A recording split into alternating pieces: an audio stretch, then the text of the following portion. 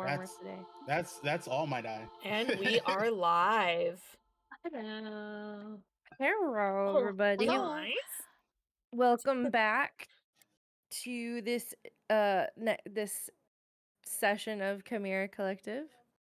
I thought you were gonna say this neck of the woods. I just realized I'm hearing myself echo because I didn't mute the channel. There we go. Ew. I've done that. Yeah, that was a problem. Also, what happened to my sound? Is it still around? The music No stopped for some sound. reason. No sound. No Why no sound. sound? Why you be this way, sound? We'll Oh start it God, over. sound. There we go. Yeah, let us know, audience, if it gets too loud or whatever. So yeah, this is the next session for our Chimera Collective one-shot series. This is Tomb of the Cursed, and we have our agents are on the third level of this pyramid, kind of heading down into the bowels of this pyramid palace tomb, all of the above, where they have just defeated several mummies and their buggy scarabs that come out of their bodies. And we've got two of our agents trapped inside some rooms trying to solve some very frustrating puzzles. In front of Crystal, who's trapped in a puzzle room right now, is an altar with a bunch of symbols on it she's trying to make sense of, and they're like buttons that can be pushed. And there are areas in the corners of the room that are just filling the room with sand, and the sand is now up to her belly button.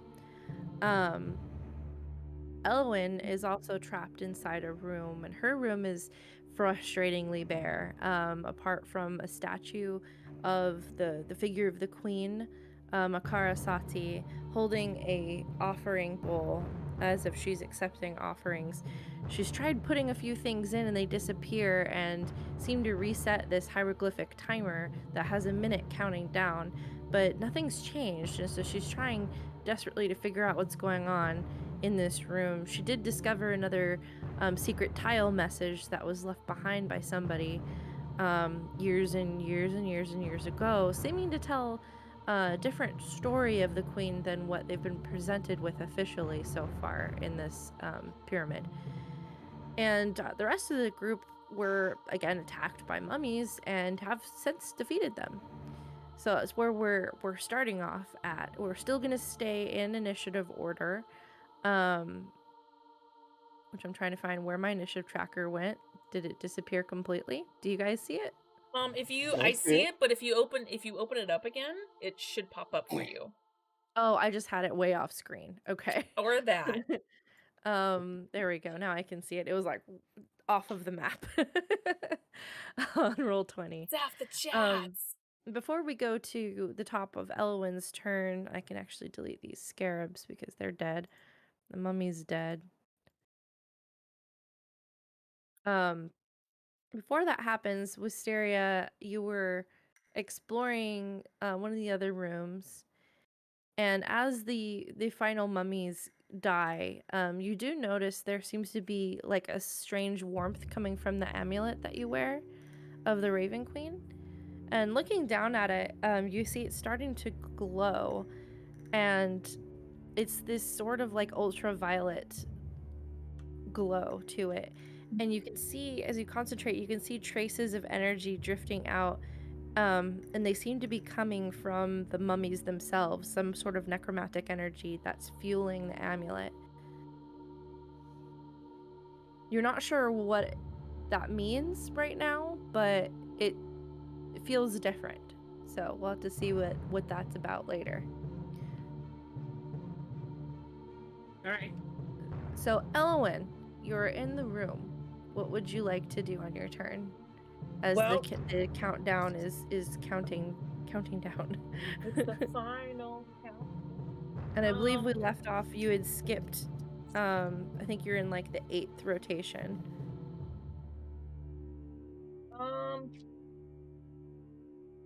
So of course, like every other time, I'm resetting this.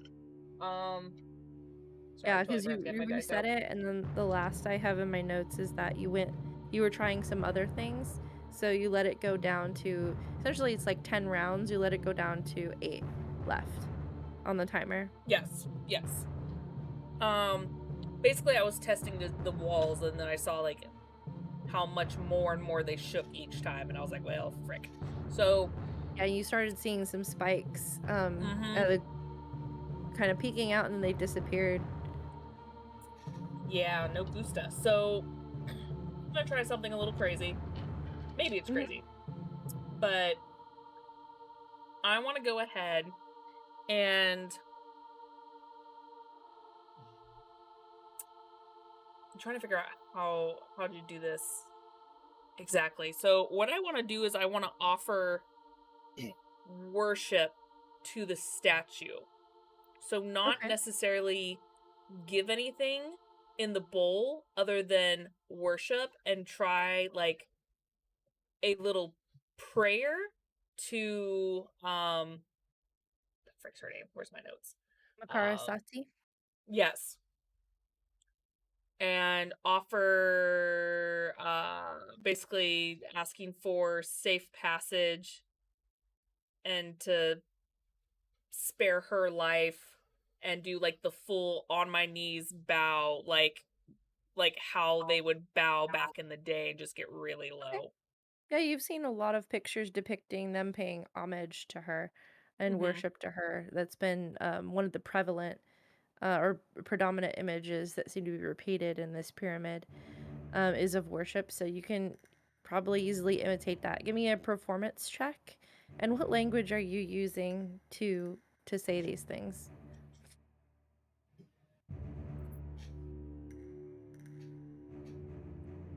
I will use celestial. Okay. All right, give me that Mainly because performance check. I don't think she'd know primordial. Either performance or religion, I guess, since you're using kind of a form of worship. Performance or religion? Ooh, I'll do performance. That has a much better stat. Okay.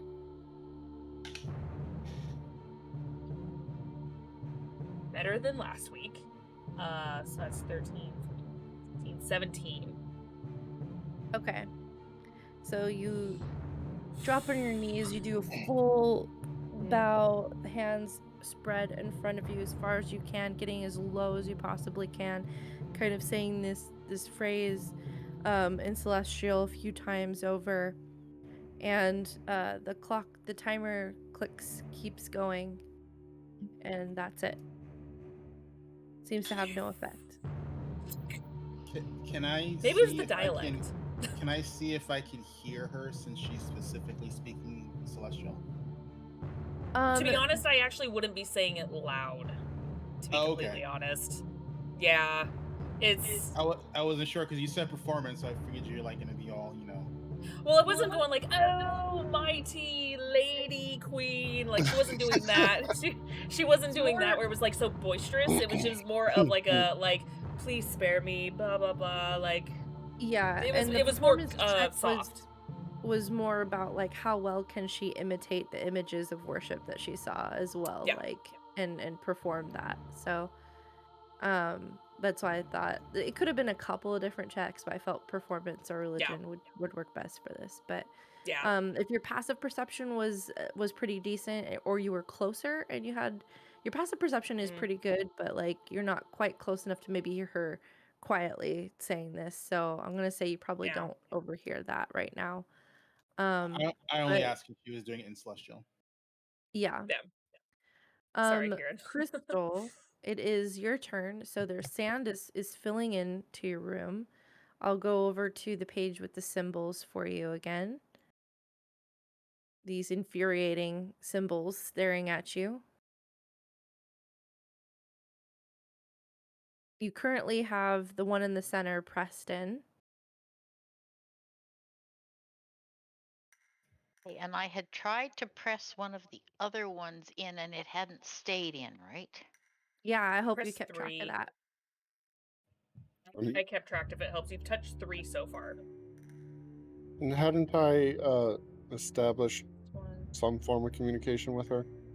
Yes. So on Yeah. your turn, if you want, Crystal, you can continue communicating with Dr. E. He has responded that he will help you. We have to wait for his turn for him to be able to assist. But if you want to start, describing the symbols to him or describing the hieroglyphics to see if he can help you with the translation, you can use your action to, and I'll have you roll basically a performance check to see how well you're able to, either performance or a straight intelligence check to see how well you can basically translate these hieroglyphics into like a verbal description, like crane with one leg up pointing east, like 3 reeds and a person holding a baby, like you're basically describing hieroglyphics images, and he knows what the words are that are associated with that. So I would say either straight intelligence check or performance check if you wanted to go that route and start describing what those hieroglyphics are to see if he can help you translate it. Okay. Both of these are crap stats, unfortunately. Okay, If so you have another skill that you can make an argument for this case, please do. This is kind of one of those weird, like, special D&D situations where the DM has to kind of come up with a skill. So if you can make an argument for a different skill check to make for this action of kind of translating the hieroglyphics verbally to your friend, please go ahead. I am open to suggestions. okay. Looking at what we have here, I mean, I know which one I'd like to go for, but I don't think it's a reasonable ask, okay? Because I can't see how dexterity would fit into it. That would be But rough. Yeah, that would be but pretty rough. but would you accept survival, because these are desperate times and they call for desperate measures? Um, let's see. This is definitely more of an intellect-based one, unfortunately. Okay, And survival is a bit wisdom more, based. yeah. Okay, well, I mean, it is what it is. Um, okay, so what I will do is I will basically try to describe as briefly and as accurately as I can uh, what, like, the puzzle as it looks to me, Mhm. and the description of the symbols. Now, what I'm a little fuzzy on here is Mhm. is he going to be able to translate it or interpret it? Or what I want to know what he thinks the solution is. That depends on how well you do.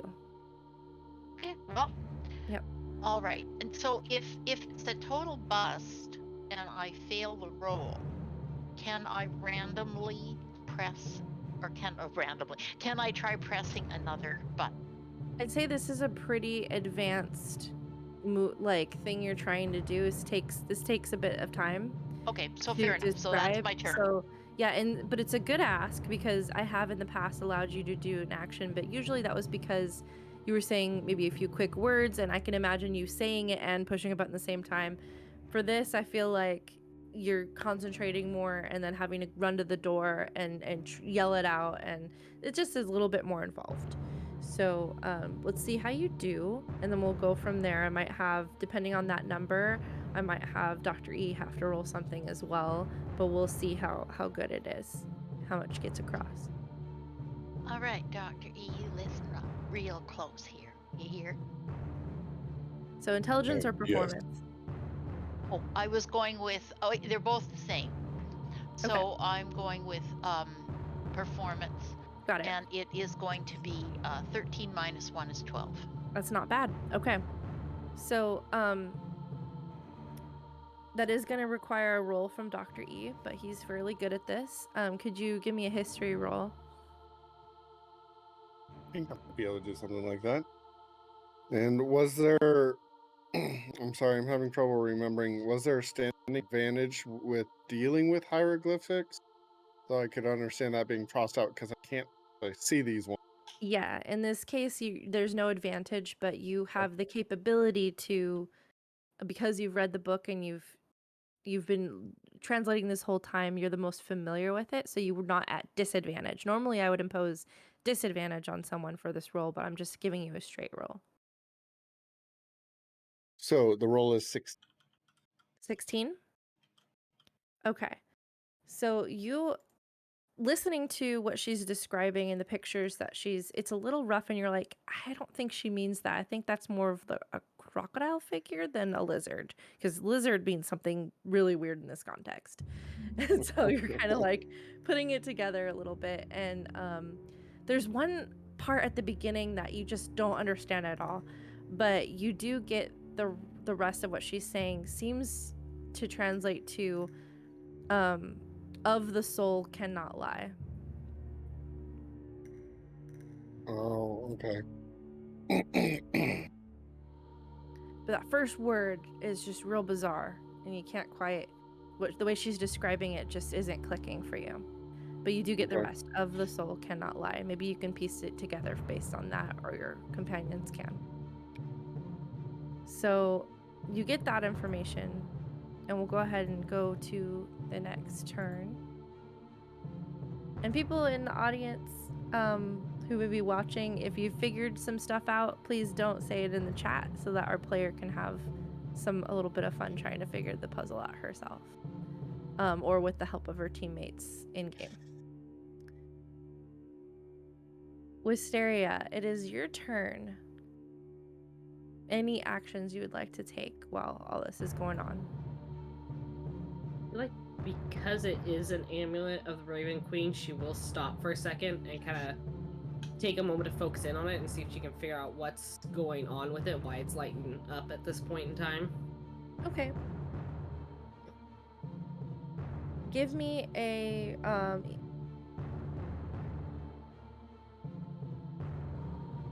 religion check. Religion.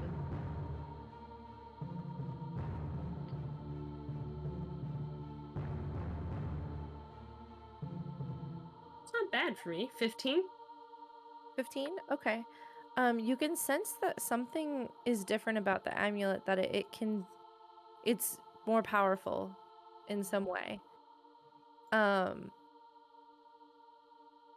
you sense it has something to do with the necromantic energy that it siphoned from the mummies, that it doesn't like the undead. And that you get this like weird feeling of satisfaction from the amulet at killing these things. And that it wants some sort of like, it wants to reward you for that. Okay. But you're not sure exactly what that is going to manifest as at this time. Okay. But it seems like it's a positive thing, not a negative thing. You're getting this very clear sense that this is something that's going to be helpful. Okay.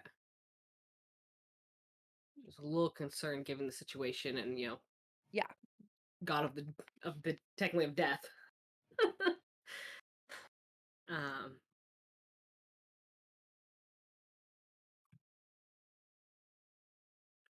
I'm assuming that took my action to stop and pay attention to what it was doing. Depends on what else you would like to do. What are you thinking? She wants to kind of systematically go through from starting here and working her way over to here to try and see if there's any kind of release mechanism for these doors. If there's an emergency cutoff switch to open the doors, essentially. Okay. So for that, that's gonna take another check. So I think that will be on your next turn for that. But you can get in position. You have to still have your movement for that. That's what I'll do then. Okay. And then if you want to take any kind of potions or anything like that, bonus actions, you are able to do any of that at this time if you want. Healing potion. No, I don't have a healing potion, so I will wait. Kieran, is there anything you would like to do? Karen doesn't know what the hell to do. She is very much out of her element. She doesn't do puzzles. Like, she's the kind of person that'll, like, put a puzzle piece in the wrong way until, she's like, oh, that looks good. She like takes her hammer and just bashes it into place till it fits. I mean, yeah, she's like, I mean, it fits now, right? That's what matters. Yeah, I mean, the only thing she can think of is, she'll give Dr. E guidance because he's trying to help. It's useful. Like he's shown concern that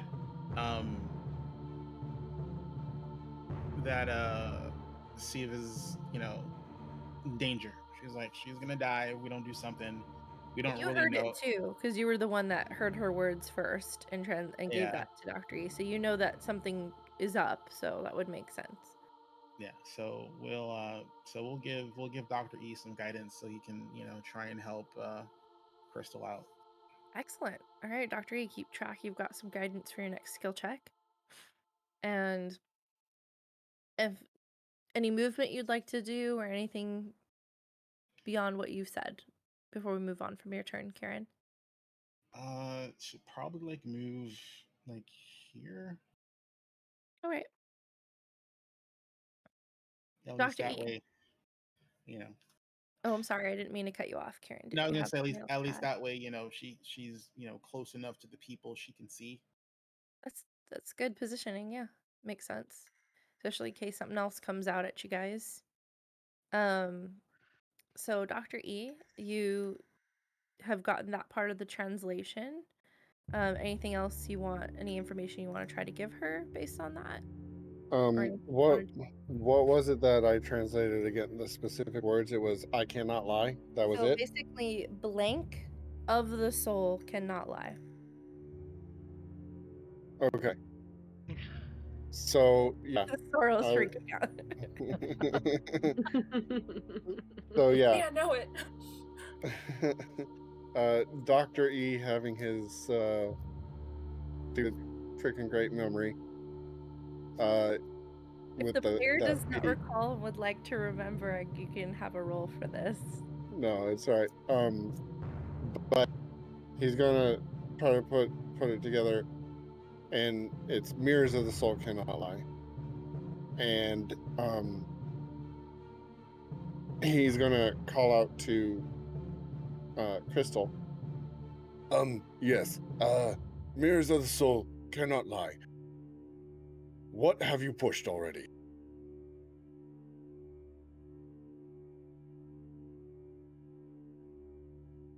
Can I reply, or do I have to wait till my turn? So you can have a reply if you want and see if that triggers anything in your character too. So you've gotten the clue now is mirrors of the soul cannot lie. So you're gonna look down at the symbols. I'll just bring the symbols up too, just in case, since the two of you are kind of like working together on this. If you'd like to respond, you can. I suppose actually the easier way about it would. Wait, do I even know that she's having to push buttons or anything like that? I can't remember. I don't remember if she said there was buttons and symbols or not, but if we want to say that she's giving you that information, I'm okay with that. We can retcon that. I could be misremembering, but I thought she said, I'm hitting something and more sand's coming out. I could be misremembering. Yeah, I mean, Steve I think is it was usually brief, pretty though. descriptive about that stuff, so I would say Crystal probably did. So I'm okay with making that assumption. Okay, so yeah. So Crystal, you hear him say, "What have you pushed?" Okay, so what I would describe is that I pushed, and I did have this all written down, but essentially I've pushed 3 buttons, and some of them didn't stay down, but the center one did stay down. Mm-hmm. And which one was the center one? Okay. Now, from my point of view, that is an M with a line through it. Sure. So, capital M with a Okay. line through it. So is that the one that translates to mirror for me? I would think maybe. She's not describing the hieroglyphics now. She's describing the symbols in front of her. So this is very different. Oh, Oh, so Because there's on the wall Oh, are the wall are has mirrors of the soul. On the wall in front of you are mirrors of the soul cannot lie. The symbols in front of you are something different. Oh. The hint essentially to this room is the hieroglyphics. Mirrors of the soul cannot lie. And then oh, there's just okay. symbols in front of you on the altar. So two separate things. She just described one of the symbols on the altar. Okay. So I'm not sure what I would be able to do with that lack of information at this point in time, because I need to know what she's having to do. Give me a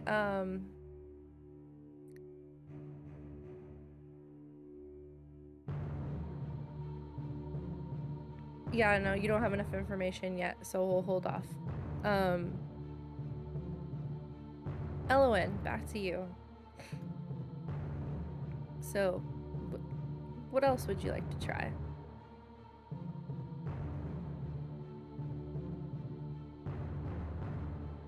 The room starts to shake again a little bit, and then it settles, and the hieroglyphic clock keeps ticking down.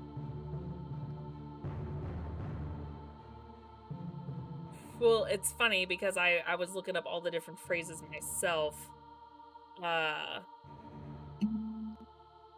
And so I wanted to say, I was originally going to start saying all the different phrases, actually. But the first thing I wanted to say was, to the statue, I will say, "Hail Neba, I've come in ghosts, I cannot lie." See if anything happens.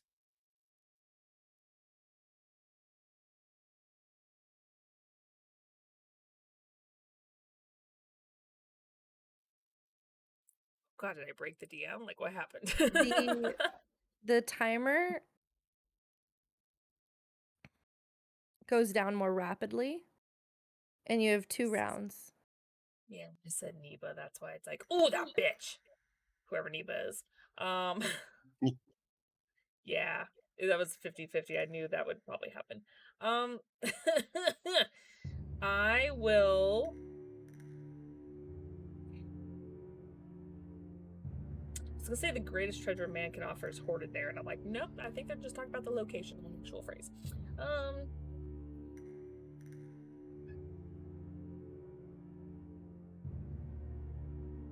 So yeah, not a fan of Neba.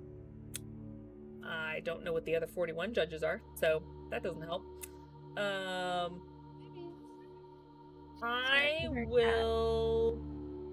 Can I get a closer look at the statue's face and see if maybe there's something on the face, whether it's the eyes, something behind the neck, or just something that can potentially be triggered? Sure, give me an investigation check. I know I kind of sort of examined it before, but my roll really, really sucked, so maybe I'm trying for round 2. Sorry, my page had to reload. Investigation? Mm-hmm.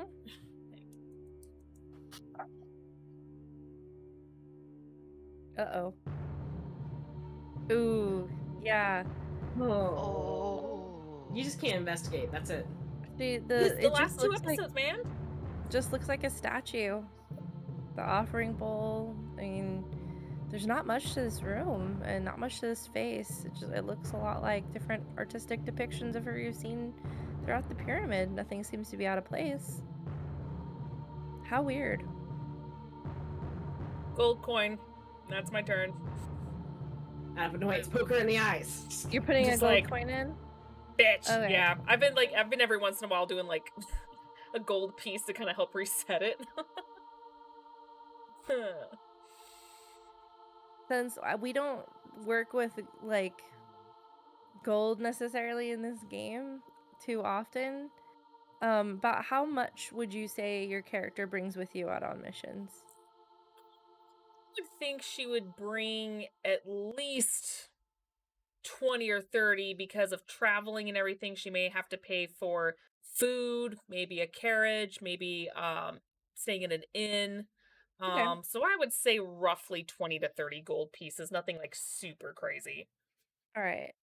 So we'll say that you've got like 22 left, just to Okay, kind of that's fine. keep track of how many you're sacrificing if Yeah. you're choosing to use gold coins. So you put that in there, and the timer does go back up to a minute. Please remind me again because I actually honestly cannot remember. And I think I didn't save my notes, which I'm kicking myself over. I know I used magic in the bowl one time, and I couldn't remember if magic counted or not towards an offering. It didn't seem to have any effect. Okay. Because I would cantrip for days until I figured this shit out. But yeah, okay. That's Okay, fair. thank you. Crystal.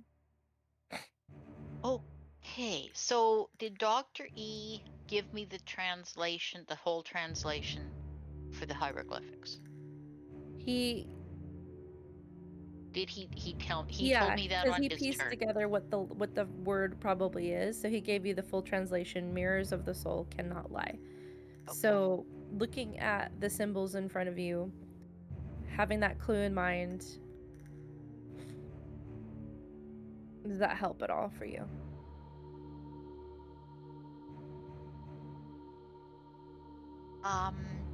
I believe I have the symbols on the screen, right? Yeah. Is Yeah, I'd use switch my rapier shiny enough to act as a mirror? You could probably take it out and shine it a little bit up, and it probably would act as a mirror. Sure. Okay. I'm using my rapier as a mirror. I'm going to try setting it down in various ways without touching anything, so I so I push a button. I'm going to try hovering my rapier above the puzzle to see if I can see anything that is like mirror images or anything. Give me an intelligence check real quick as Crystal's piecing together trying this out. If I ever needed, do we have hero? No, we don't have this. It isn't Pathfinder. No hero points. Oh, I could use one. Okay. Oh wow, 19. So even with a -1, that's 18. All right. So that's good. Let me just make something real quick. I need my drawing tool. There we go. Let's make it. So I'm kind of, I'm thinking it's kind of like a tic-tac-toe thing maybe, but the fact that things didn't go up and down. So I'm doing that You kind take your of, rapier and you're kind of flipping it around. And you notice on some of these symbols, are you able to see what I'm doing? On the symbols page? on Yeah. the screen. Yes. Okay. Yeah. Uh-huh. Yeah. So you yes, I see, can. you flip your rapier over like this, and you notice something interesting when you divide each of these symbols in half. They look like something. Okay. You see it? Yep. What do they look like? Let's see. It looks like numbers. There you go. Numbers that are mirrored. Except. Okay. So can I speak this out loud to the group? So basically, I'm seeing across the top an 8 and a 5 and a 2. Yep. And then a 1 and a 4 and a 7. And then a 3. And then the center bottom one is a little weird because my drawing backwards. is bad, but it's a 6. Okay, and then the and then a 9. bottom run is a 9. So yeah, so finally you see that. You're like, oh, mirrors, of course. These aren't symbols at all, they're numbers mirrored. And I've hit the 4. Except, yeah, I've hit the 4. But the 6 is backwards to all the rest. No, it's mirrored. If it is, then it's just a mistake. It's supposed to be a 6. So my first thought, I was like, oh, 6 is backwards. Nope, The 6. It's just me not doing Okay. it right. I just fucked Oh, it up. oh, I'll be oh, honest. okay. No, All no, right. I So, just fucked it up. It's all right. okay, so I've hit the 4, and the 4 stayed.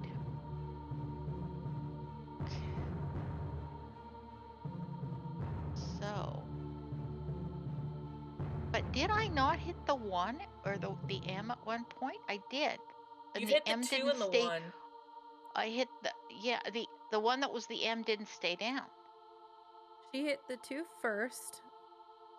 Then she hit the 4 and that went down.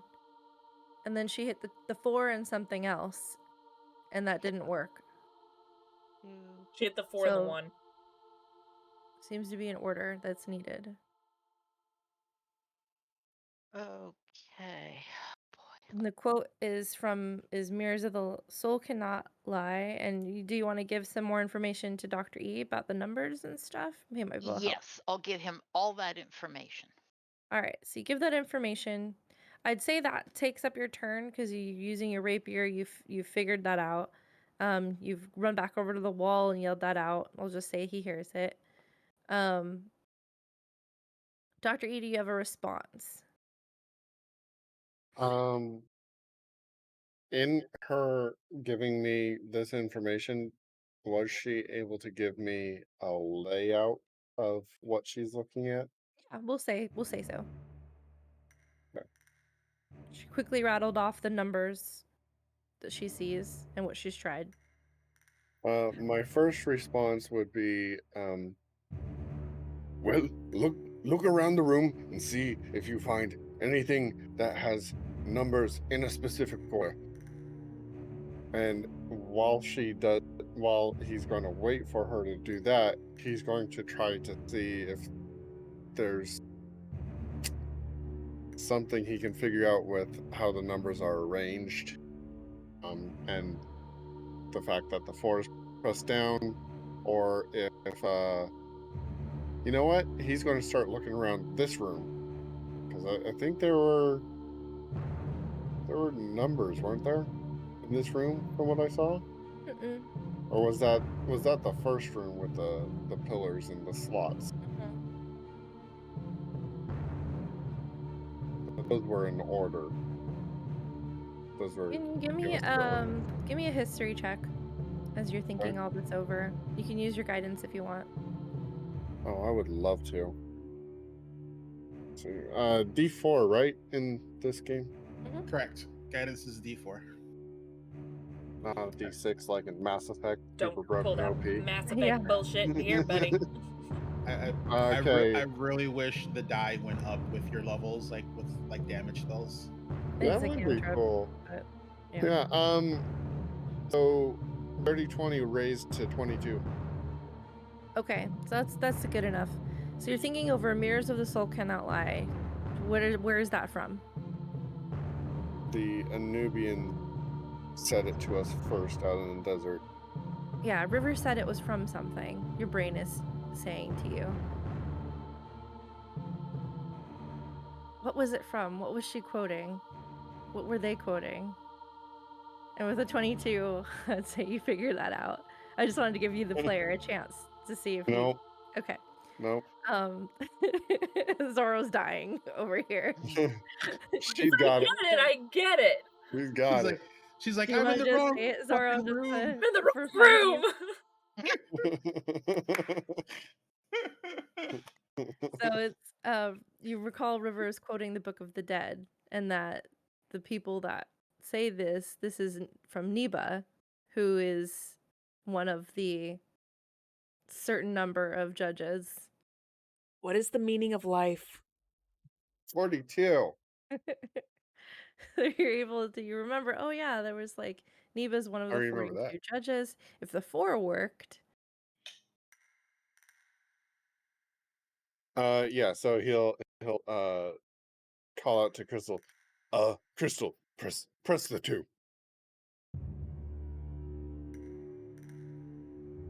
Crystal, I will say that you go ahead. If you want to do that, you can do that on your turn. Absolutely. Okay, you push the 2, and both of the buttons sink down. The altar starts to sink down, and these grates on the corners of the floor open up, and the sand starts leaving, and the door slowly starts to rise. If I wasn't up to my butt in sand, I'd be doing happy dance. On the altar, you see there appears to be some sort of key left behind. Okay. Can I do anything more on my turn? What would you like to do? I would like to take the key, and then I would like to do my best to get out of the room. Sure, you've got movement. I can say you swipe up the key. It seems to be like this key made of jade, and you rush out the door, running right into Dr. E. Okay. In your haste. I'm gonna give him a big hug. I'll allow it. Yeah, give him a big hug for helping you figure that out. Crystal jumps into the hug because she loves hugs. I mean, Kieran Kieran will jump. We're hugging. Kieran will jump into the hug because she likes hugs. Totally fair. Everyone's hugging. Wisteria, you see Crystal able to get out. They're all hugging. Is there anything specific you would like to do?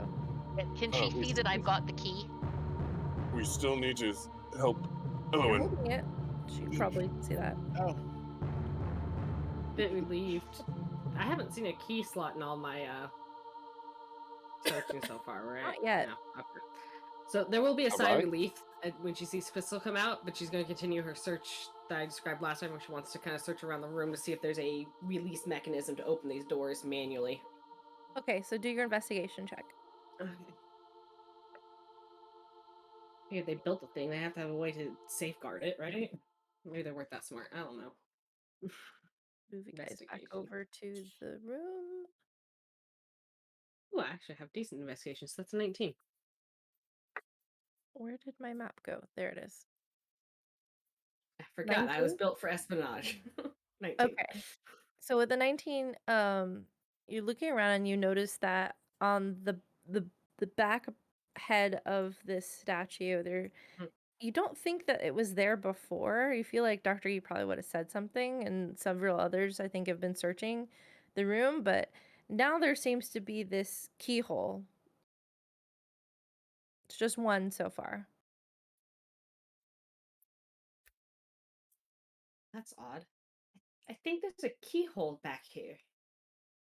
But did any of you guys notice that before? I most certainly did not. With your roll, you touch the keyhole, you feel right next to it. It feels a little weird, like the stone may shift a little bit in that area. Like maybe there might be a second one. It just hasn't been revealed yet. I think there's two. I think there's another key that comes out of the room Elowen's in, assuming that follows the pattern of crystals. Poor Zoro. She's like, why couldn't I get the sand room? Yeah. I would have known that one. Does the keyhole wiggle? Like, does it feel like I might be able to pry it open if I wanted to? You can try, yeah. Yeah, if I can, I would most certainly try. If you want to use your thieves' tools, you can use your thieves' tools, or you can try strength. I'll do thieves' tools. Okay. I'd rather use my dex anyway. Oh, this one didn't screw us over. You did not, thank goodness. Dexterity plus proficiency. So efficiency, that's a +6, so that is a 21. Yeah, you use your thieves' tools and you're able to force the keyhole open. Do I see anything over there towards the door? If the door open from the first Door is not open. Damn it. But the keyhole is revealed. Long shot. Long shot. The flap kind of falls down and you have to lift it back up with your thieves' tools. It seems like you've snapped something in it so that the the flat that usually hides is broken now, but it moves up and down freely when you just nudge it with your tool now. I don't think picking the lock is a good idea at this point, so You can Yeah. try. You can certainly try. doesn't feel like a good idea at this point. All right. Maybe next turn. If she's gonna attempt to pick the She's lock, fine, don't let me kill you. Karen will cast guidance. Okay. Well, it is your turn, Karen. So, can easily walk over to Wisteria to see what she's looking at, what she's doing, and cast guidance on her if you like. Is there anything else you would like to do after you finish your hug and tap Wisteria to give her guidance? She is she's really dumbfounded because she really has no idea what she can do. Like this smarty stuff is way not her forte. You know, she's just there to heal people and look pretty. Got it. She does a little twirl as she waits and just try to distract herself from like this weird, like everyone's in like a mood right now. It's just she actually so tense. she nervously plays with her pigtails. That's her tick. Got it. If it makes you feel any better, I'm supposed to be a smarty pants, and I buck this because of my freaking dice rolls. I can't see you. I need to be able to see you to give you No. guidance. I know. If I could cast it on you without seeing you, I would so do it, but I can't. I'm not But allowed. a nat 1 plus a D4 touch, yeah. still would not save me, unfortunately. Yeah. At my Dr. rate. E, you've successfully aided your companion in escaping this puzzle. So you've both recovered a jade key. There's keyholes that have been discovered by Wisteria. Elowen is still trapped inside another puzzle room. Well, was there anything you would like to do? I'm going to wriggle free of the fanatic hugging and try to get over here. You just picture, Talk sorry, to I can Elowen. picture Dr. E who's like, doesn't like physical contact and stuff. He's just like, I don't, pat, like super awkward. But with his mask Do beak. this. Get off me. Get off me. Mask just has a couple little tiny mechanical arms that come out and go swap, swap, swap. No, but anyways, come over to the door and I'll pound on the door. Elowen, are you in there? Are you okay? You can respond if you like. Respond to this message. What do you have? What do you have in there? Not doing the voice very well tonight. Sorry. It's all good because I completely lost her accent right now. Like, Completely lost it. Completely just eyes glossed over, lost it. There's not much inside. There's a statue of. The statue was of Karasati. Yeah, it was of Makarasati with an offering bowl, and really not much else. I see a pillar in there. Is that any, or is it just there? This right here. Yeah, it's just a part of this Okay. map. It doesn't seem it's there, but it's just structural. Okay. There's nothing else. There's a timer that is ticking down. The longer I wait from a minute to put something in this bowl, I'm literally buying time. And there's also not hieroglyphics, but like paintings on the walls of people giving offerings to her. There's paintings of her followers offering her things, and I've been sitting on the greatest treasure man can offer was hoarded here. Don't know what the fucking treasure is. And you did find that one tile too. I'm trying to remember what was which the tile tile? you found, but because I have a list of them. The Makarasati putting a one- spear in the king's hands and pointing to a kingdom to invade. Okay. She's like, I want that one.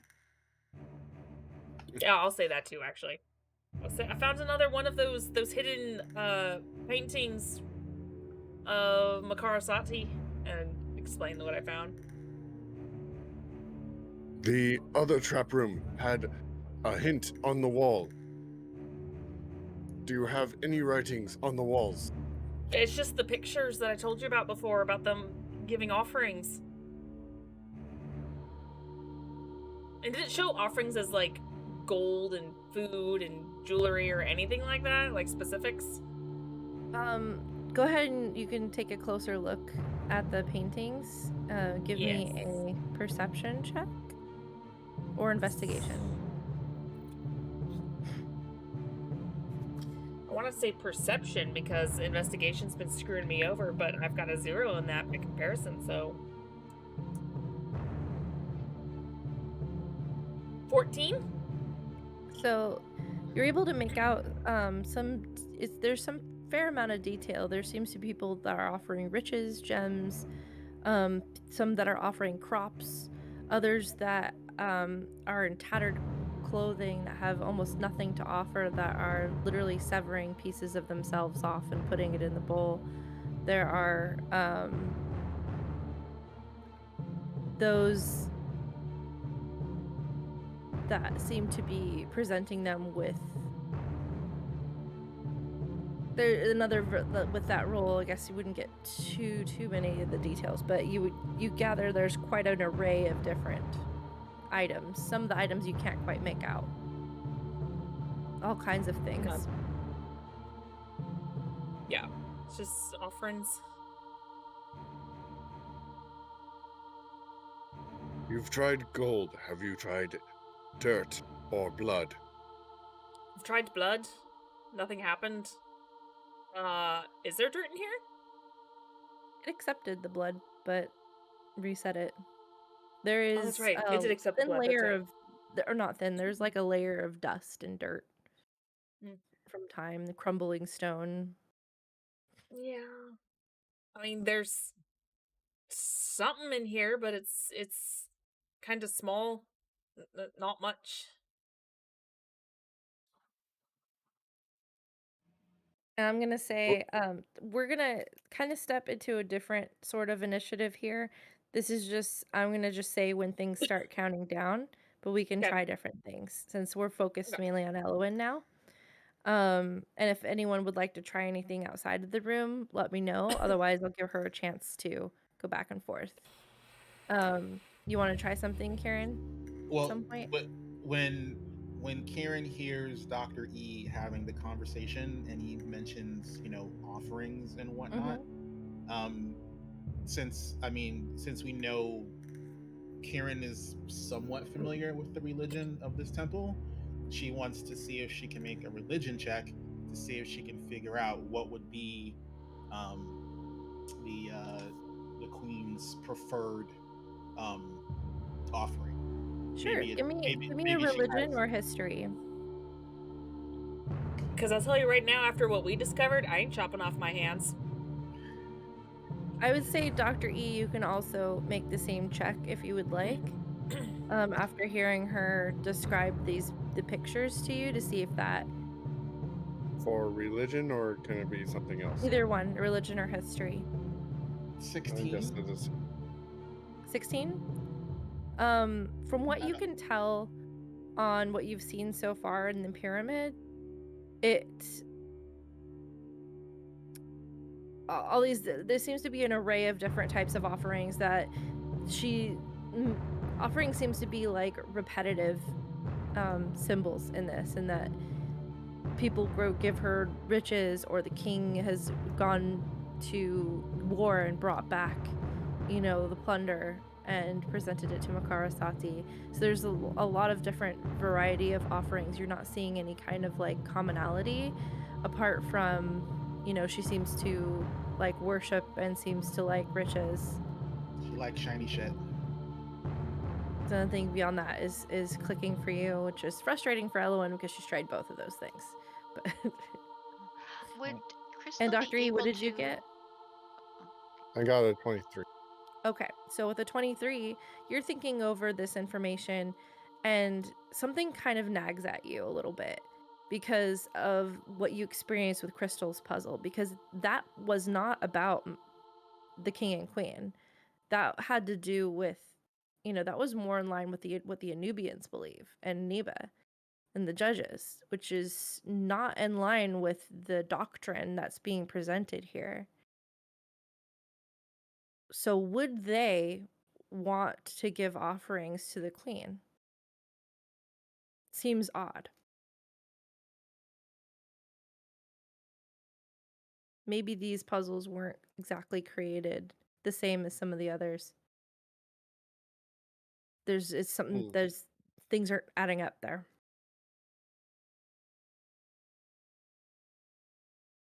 No, the that they keep saying is that the greatest treasure hoarded here. Let's see here. What else?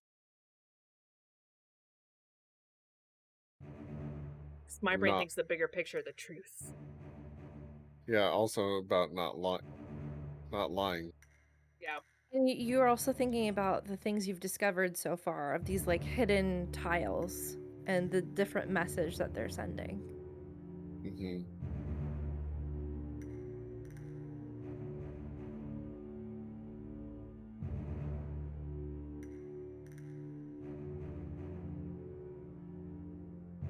Just based off of the information I have, I'm sorry, there's nothing coming to me right now. That's fine. Would Crystal be able to ask a question? Sure. What would Crystal like to ask?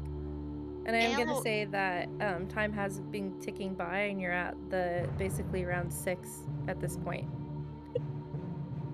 Bring it back up. Okay.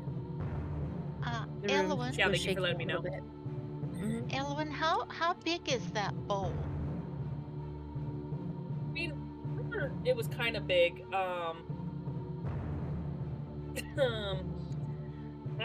As big as a bowl that you would maybe put fruit in like a centerpiece. It's decently sized.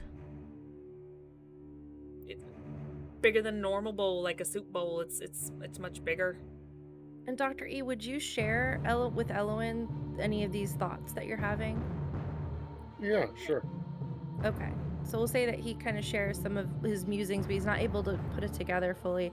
Elowen, could you give me a history check based on the information that he has told you about what he experienced in Crystal's puzzle room and how he seems to be stuck on the fact that like it has something to do, these puzzles have something to do with what the Nubians represent with Neva.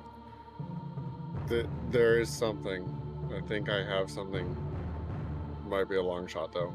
That's why me as a player is like, it has something to do with the greatest treasure man can offer, and I'm like, what is it? Because I keep thinking the truth. I rolled an 18. Okay. So with an 18, you're kind of thinking, you're like, yeah, that doesn't make sense. They wouldn't want sacrifices. They seem to be painting a different picture of her, telling of her as more of like this tyrant. And if they're against that, why would this want me to present sacrifices? So you feel like that giving it more is wrong for some reason, but you're scared still because the room shakes and things get scary, but you feel like giving it more offerings is not the right call. I swear to God, if this was my original idea of just letting it just wait it out, I'm going to be so pissed. I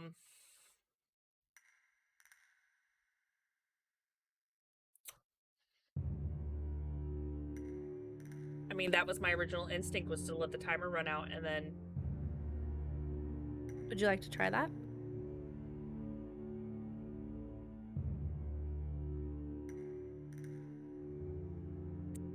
Yeah. Okay.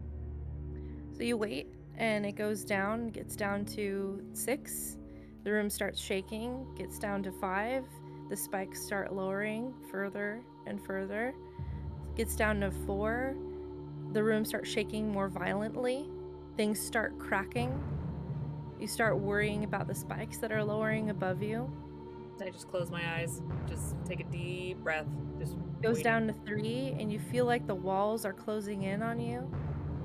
2, it feels a little tighter. You sense something above you. 1, you crouch down because you can feel something pressing against the back of your neck. It's sharp. It's getting closer and closing in. and you know the time's run out now. But you open your eyes and you see the room going back and retracting and resetting, and the door slowly opening. We're all outside going. I'm not gonna Agreed, who lie. doesn't like to be? That was the first fucking thing I thought of in this entire puzzle. I'm like, I bet you I have to let this run out. I said, but what if I'm wrong? Then I'm fucked. God damn That's why it. we got the DM, and you're gonna be mad. Yeah. Like, I was like, I swear to God, if it was the timer running out thing, I'm gonna be so pissed. she's gonna hate me. Yeah. You came That up was with my so first early guess. on. It's my first guess. This is why I didn't sacrifice And a you health see potion. in the offering bowl there seems to be a garnet key. I grab it and I walk out. Me as a player would have said I'm huffing and walking out, but no, Elowen is relieved and happy and will walk out. You see Elowen Gracefully. walking out. She's got sweat going down the side of her forehead. Everything's fine. Everything's fine. Prestidigitation. It's fine. Now it's time for Doctor, he's Asteria just to give watching hugs. her walk by. Hugs, hugs, hugs. Thank you, And Doctor. Asteria's probably go ahead and take a break here. I feel like it's probably a good time for a break. Definitely So embracing Wisteria as she comes up to hug. Yeah. No, it was a dash across the room. You got pretty much knocked over by a hug unless you stay standing. It's yeah. Yep.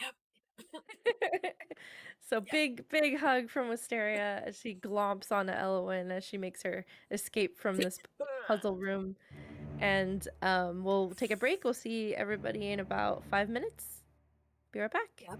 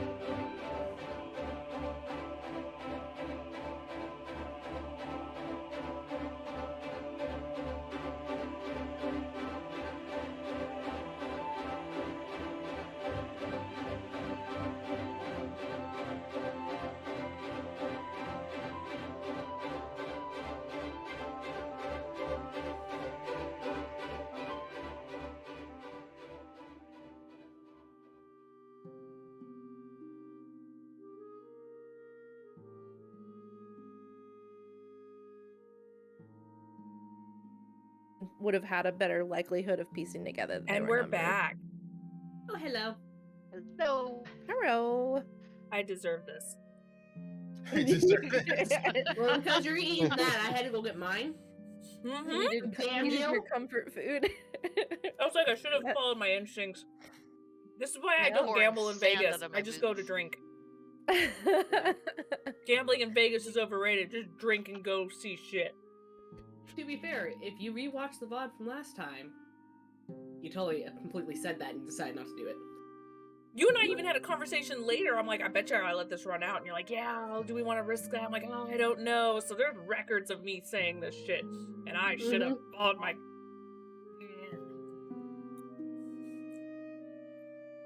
So, you have the garnet key. You have the jade key. You were free from the puzzle. Both We of know where you. the keyholes are. And Elwyn, when you come out, and same with you, Crystal, you guys see that obviously there was quite a battle that was fought here. As these two rotted forms of these grotesque-looking mummies with overly large mandibles and a bunch of dead scarabs just scattered across the floor. Two mummies and a shit ton of scarabs. Now, if I remember correctly, you said they didn't have hardly anything, but I think you mentioned that they had those great swords and they had like medallions or something.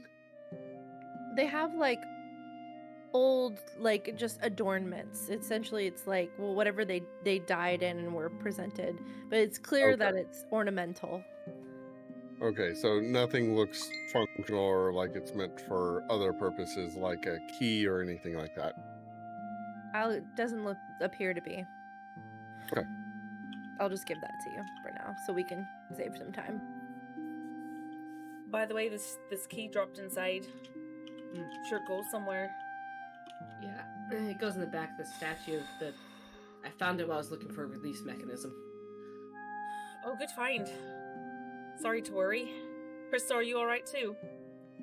Heard you were trapped as well. Fortunately, I got a key as well when we worked the puzzle out. Good, we're all here then. Let's give it a shot. This mess here, though, what? My goodness, you guys have been real busy while we were trapped, too. Yes. Yeah. I made one of them explode. It was cool. It was rather spectacular. It was. Sorry, I missed it. And everybody's okay? You see there's a ton of sand that's in Crystal's hair and all over her clothing. Oh, hold a minute, Crystal. She also looks a little sweaty, like she was in a tough spot. Prestidigitation. Get it all off her. This might be a little bit better. Thank you so much. That feels much more comfortable. There's sand everywhere. I don't know why every time I do it, it's like scrubbing someone when it's always cleaning. It's just like, here we go, You're like, scrubbing prestidigitation. motion. It's Get all your that shit breath off. out, but you're like, I feel like it's this. Because it's always, I bet it's just something as simple as this.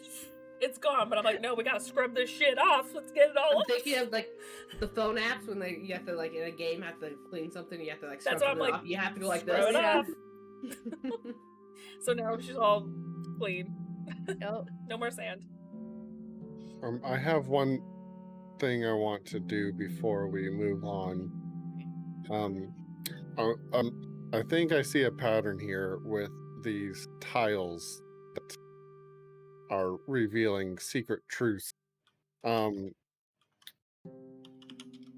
want to go back into the room Elwyn was in and see the tile for myself that she described.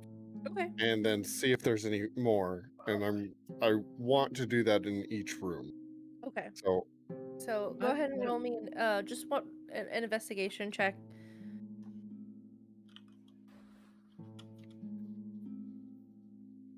Can we help them so search? that's going to be a 22. Okay. So you take a moment, and everybody, would you guys like to pause here, take a short rest while you have a moment while he goes around searching these rooms? Actually, yes, 100%. Okay. I would like to. Oh yeah, because some of you guys got hit. Yeah. Short rest sounds about right. Okay. nothing seems to be too pressing right now. You don't hear any sounds so it seems like this might be a good moment to take a short rest, roll hit die if you need to roll some hit die. If any of you took damage, now is the time to do that. Some of you might be fine, not have taken very much damage, but if there's anything you gain from a short rest, you may do so now. Dr. E, using this time of this short rest, I don't know if you need to use your short rest for anything, but I mean, if you would allow this to still allow me to roll a hit die, I wouldn't complain. yeah, roll what you want. That's fine. If you're just rolling hit die and stuff, that's fine.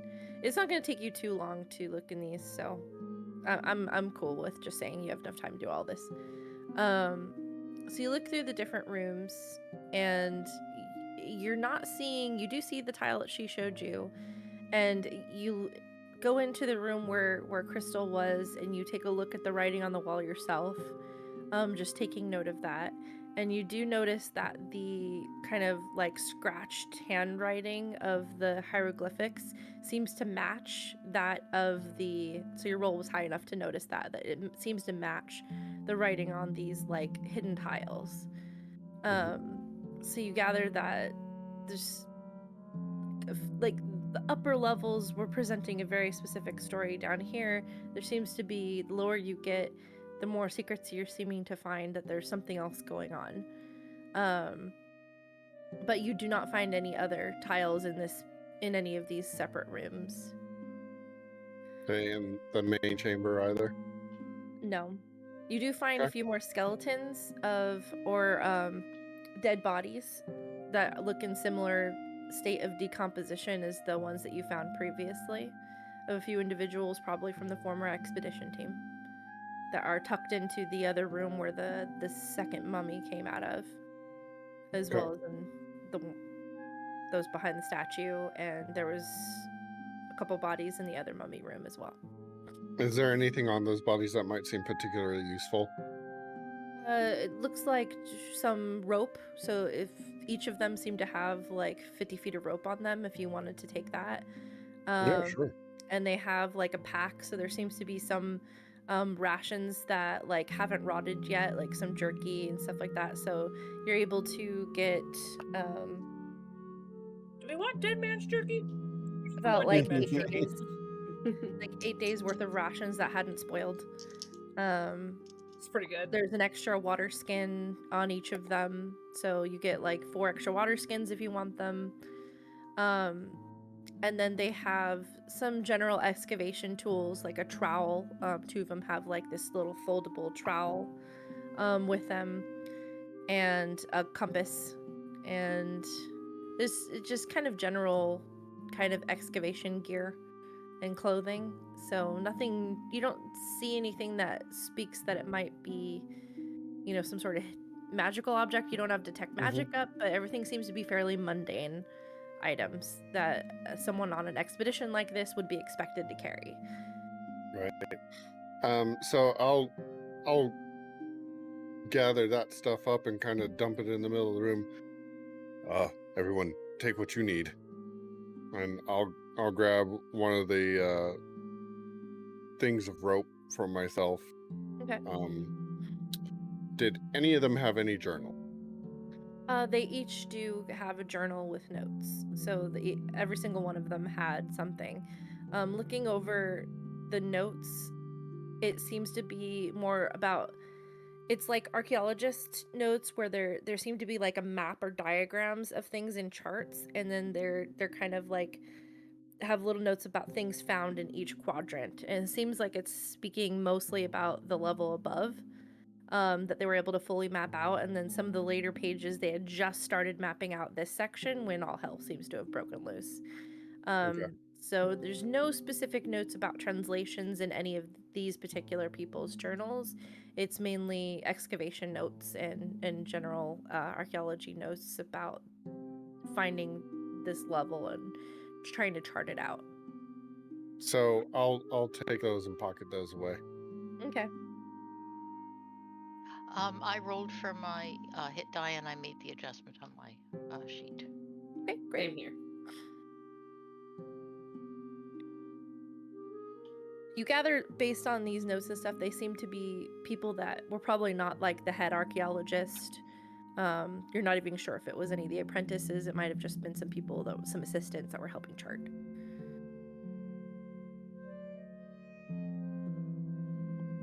What would you guys? So you guys have your short rest, and the time is yours. And was anybody going to take any of the extra gear, just in case? Kieran will take some rope. I'll take an extra rope. Take one too. If there's anything you guys think that some expedition people would have on them that I'm not mentioning, that you think they might have on them that you would like, let me know, like, hey, do they have this on them? And I'll say if they do or not, because my imagination can only go so far sometimes, especially tonight with my headache. So if there's... If there's climbing gear, like extra climbing gear, I'll take the extra climbing gear. You know, one of them would. That is for sure something that they would have at least one kit of. So you can go ahead and mark down that you found one set of climbing gear. The name escapes me. I can't remember what it's called, but it's a tool set, and it's small. It's. Go ahead. Go ahead and say you have found 4, because they would probably have multiple of those. So 4 sets of climbing gear if anyone else wants them. Sorry, what were you saying? I was saying that, excuse me, that I can't remember what it's called, but it's very similar to kind of like a thieves toolkit, where it would be kind of small and usually wrapped up, where it was basically, delicate tools that they would use that would be, it's an array of like brushes and kind of chisels and so kind of like a kit of those. You could put like archaeologist toolkit. Yes.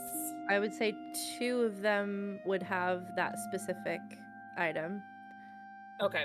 I'd probably go for one of those if they have that. I was gonna say I would give one to you because you and I have been doing a lot more of the, like, I guess, tedious looking when my dice aren't fucking me over. So yeah. I would say Dr. E needed one of those too. So can I get one of the climbing gears? Toolsets. We could put that down in your I would take climbing gear, extra rope, and a trowel or small shovel. Okay, you can add that to your inventory. I'll take another one of the climbing gears. I feel like as the rope, that'd be something I would do. Okay. So I think there's one more climbing kit for either Dr. E or Elowen. Guess I'll take it just to have it. Other one's not strong.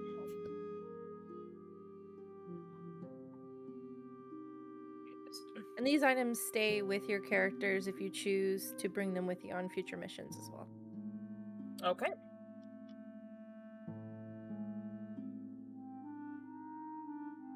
Yeah, there it is.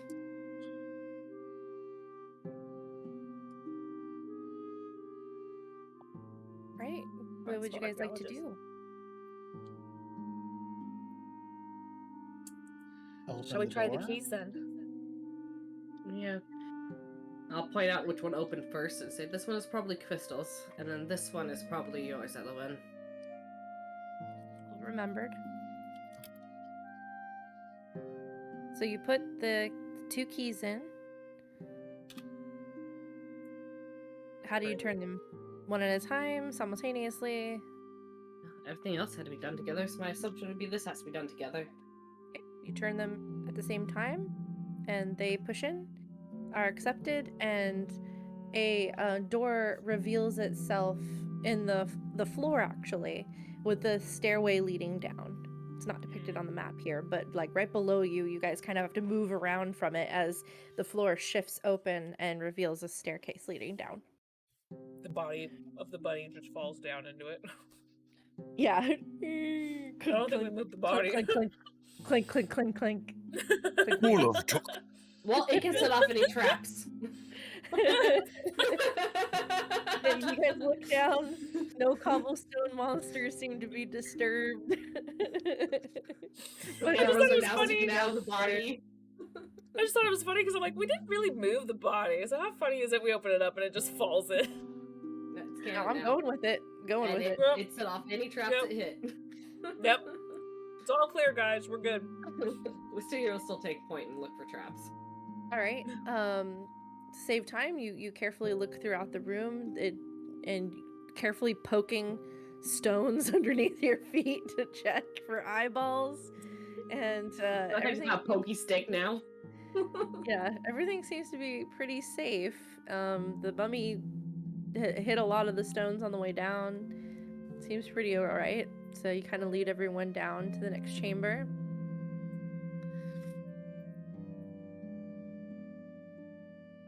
And Kieran, we could probably get rid of that radius on you. Oh yeah. No. No, I still can't see it. There we go. Oh cool. We'll clear our initiative tracker. Just get things ready. Oh god, don't say that. And then I'll read this next section to you guys. So you enter what appears to be some sort of bathhouse. There's depictions on the walls of showing the king and the queen kind of relaxing, with some servants with big fronds kind of like, making them comfortable. Other scenes of them getting massages. And you also see depictions of 2 crocodiles swimming in the water around Makara Sati as she bathes. Karen will look at the depiction of her swimming with crocodiles, and she goes, "That's dangerous." Not for pets. Seems to be a large pool of water in front of you. The passageways in front. I don't know if you can see the ping. Can you see ping? Yeah. Yes. Yes. Okay. So the passageway here has been blocked by broken rubble. And but the passageway directly ahead seems to be clear. So we're coming in from right here? Mhm. Okay. Just wanted to be clear. Does the rubble look like it can be moved, or is it just it's obviously impassable? It looks like there was some sort of like cave-in that area, but you're not sure. I'm just kind of putting you guys here. You can tell me what your marching order is, but Well, I wouldn't be in front, that's for sure. Yeah, Karen will be in the middle as always, so she has to. Okay. But it seems like there's some sort of cave-in. It's hard to tell from here, but maybe if you got a little closer or moved some things around, you might be able to tell if it could be cleared or not. But there is a set of double doors that are currently closed, but they're on the opposite side of the chamber.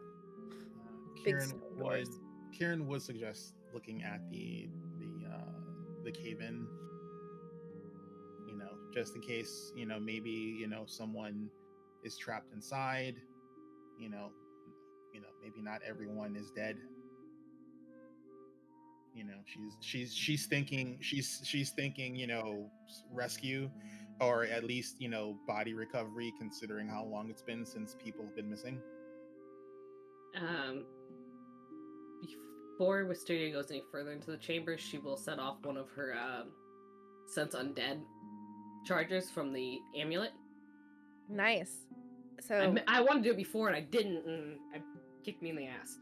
What's the range on it again? Is it 30 feet? 60 feet.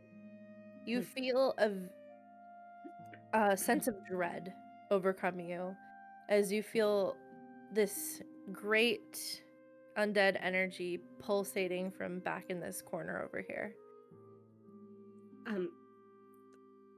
Guys, there's something undead in the far corner of the pool area. Perhaps the crocodiles. Perhaps. I don't want to swim with undead crocodiles. That just sounds bad. Horrible? Yes. Is there actually water in that pool?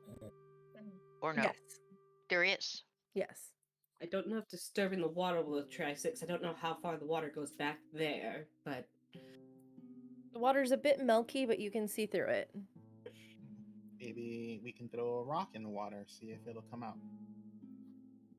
As long as we're braced for battle when we do. Can I stick my rapier down to see if I can get an idea how deep that water is? Sure. So you step up to the pool, and you put your rapier into the water, kind of pushing down to see where the end. You're not. You feel like it's fairly close, but you need a little bit more distance. Okay, I'm not putting my hand in the water. Okay. Don't pull an Ash. Don't put your finger in unknown liquids. Don't do I it. just up to the hilt of my rapier, no higher. Okay. Yeah, you're not sure. It doesn't touch the bottom with just your rapier. So. Okay, so I'll pull it out and let the group know that it's deeper than that. Good to know. Which Well, would be about 2.5 or 3 feet, I guess. well, I am quite loath to do so, but should it be required, I could send Ramiel around the corner to try to attract the thing, and then once it comes around the corner, we fall. I mean, if he's Be a good fairly idea. quiet, maybe he can get an angle on it where we can see what's around the corner before we decide whether or not we're drawing it out. Can I climb walls? Unfortunately, that is not how my homunculus works. It's not like a wizard's familiar where I can see through its eyes. Oh. It's its own thing. I was going to ask if you could see through its eyes. Well, it could work either way. I'm all for it. Although I do suggest perhaps we should all spread out beforehand. And I will say, Wisteria's got a constant, like, you know where it is this whole Okay, I time. wasn't sure if it stays on or not. It will follow it. Now that you've activated it and locked onto it, you can follow where it's at right now. It's close enough for that. Well, You can know when it scurries away. I can still feel it there, so I can let you know if it starts moving, at least. That's good Okay. to know. I suppose the other question is, do we even need to actually engage with this entity? That's what I was wondering. It might be better to skirt around and move on. It's not a bad idea. But it also means that there's something back over there hidden behind this pool. Whether it's more water or it's something, a room, we don't know. I really hate to say it, but with all the doors and locks and keys that we've encountered so far, or even just something as simple as the hidden messages being hidden around, maybe there's something like that over there. It would just be weird to kind of go without investigating it, because every fiber of my being as a player doesn't want to go over there. I feel as a character it would be important. As a character, everything we've learned so far has come in handy. Exactly, so I think we should go over there just to investigate, because your homunculus won't even be able to see any of the hidden pictures without us there. Well, why don't we spread out and everyone pick a spot, and then we can disturb the water and see if it draws it out. Or maybe just yell really loud, who knows? We'll go over here then. So I don't want it to be the first thing that comes around this corner and I'm standing right there and have it go. Nope. Can I attempt to hide, push myself into this alcove right here and, hide from it so I can Sure. maybe get a surprise on it when it comes around the corner? Sure. I have total cover. Okay, that's not. What are you doing? What'd you do? Where'd you go? Oh. Yeah, I don't think you have melded into stone, sir. Yeah. I'm just saying. I mean, I don't know if that's where in the alcove, so someone else could walk up right here. Up to you. What's your Okay, call? yeah, I'll It's fine. I generally know what you guys are doing. Yeah. I'll go there, which I'm not sure. Kieran's gonna stay there and hope whatever is potentially goes in the water can't jump out and snatch her from 10 feet away. That's why I'm further back, so I can see it coming. And then, if everyone looks like they're in position, I will toss ball bearing in the water. Just chuck it in there. Okay. You toss it. Let's see if there's movement. Watch it. We keep Nothing thinking so crocodile. far. It's Nothing bigger. so far. How tall is this room? The room itself. God, you ask me these questions, don't you, Shadow? You Yeah. have to ask the math questions. Can you please be a wizard and just say I didn't ask how big the room was? I cast fireball. You have that Well, mentality. I have been a wizard, but we never entered a room. It's We true, were just in a out in desert. open desert. So I picture it as being a And fairly you still high cast fireball. ceiling. fairly high, like I pictured a grand ceiling if it's a big bathhouse meant for the yeah. queen. So I'd say like maybe 60 feet. Wow, okay. That's grand. Have you seen Um, temples? They could be quite tall. Mm-hmm. I'm going to have Ramael fly up to 30 feet above the water surface. And I'm going to command him to go to about there and use his ranged attack to just use force to splash the water from 30 feet in the air, which should be, I think, fairly loud. That's right. It can fly, can't it? Or Is hover? 60 feet too much? Is that No, no. like, I It's don't know. it's not able to do 60 feet. It's only able to do 30 feet. No, I'm saying for the ceiling. I'm like, Oh, I'll be no. real with you guys. I'm bad at like envisioning this stuff and then putting feet So on you- it. 60, 30 so to 60 40 feet seems would be reasonable to 6 me. stories. Yeah. About. That would be 6 stories. Five- Okay, no. yeah. 5 It'd to be- 6 if I'm stories. picturing like 3 stories worth. What would like 3 So stories 30. worth be? 30 so feet. 10 feet a story. Be so 30 feet. Okay, all Yeah. right. Then it's That's 30 very feet. My rough, but apologies. yes. That's Yeah, just very, very rough. because the DM is dumb with math and distance. You know what? I'll make you feel better. Freaking Dresscar asks me shit on distance all the time, and I'm like, I don't know. I didn't I think mean, of 20 It feet. matters. You're It does matter. matter. You're not an Figure it. architect. You're not an architect. You don't need to know all that shit. Yeah. Lost Anyways. Zero, thank you so much for that follow. Welcome. Just be that is glad I not don't have to 3D. ask about wind speed with snipers. So I would Give it smack time. you so hard. Give it I would time. I would fly over to your state, walk into your Please do. house, Please and do. smack you. Do it more. Make her come. Alrighty. her. So the ball bearing goes in. Nothing seems to happen. Is your homunculus in the water right now? It's not in the water. It's 30 feet Okay. above the water. That way it's maximum it can be Right, away above the from the water to do the strike against the water and make large, hopefully very attractive splashing sounds. Put a little wing on him. Say he's flying. Yup. Okay, he's flying. So, I mean, unless you want to roll to hit water, can we just say it? Yeah, I you mean, hit the You're water. splashing? That one, it goes sideways. You hit the water. Okay, so splash, That's splash, cocked. splash. No reaction. Can I hurl a ball bearing at the wall to try and make a louder noise? Sure. You hurl a ball bearing. Keep track of how many you got left. Yeah. I got It's like a isn't it like a bag of, 988. yeah, it's like a bag of Oh, it's like 1,000. 1,000. Okay, Yeah. I was like 20 of them. Okay. 998. Never mind. You don't need to keep track. I don't care. I'll keep track. Grab a fistful. I'm Nah, sorry. You Nothing happens. caltrops. No reactions. I I have have an a idea. bell. I mean, I have a similar idea where I have to get a little bit closer though. Oh, I'll probably say excuse me, so I could. You know what? I'm on the edge. I'm not in the water. I'm on the edge. Friend. Just kidding. Don't do it. No. You bitch! You thought I liked you. And I go to It was swim all to the for this top, and I moment. can't get out of the top. It was all it was Bitch. for this moment. So don't know on the edge of glory. Yes, we know. Every time.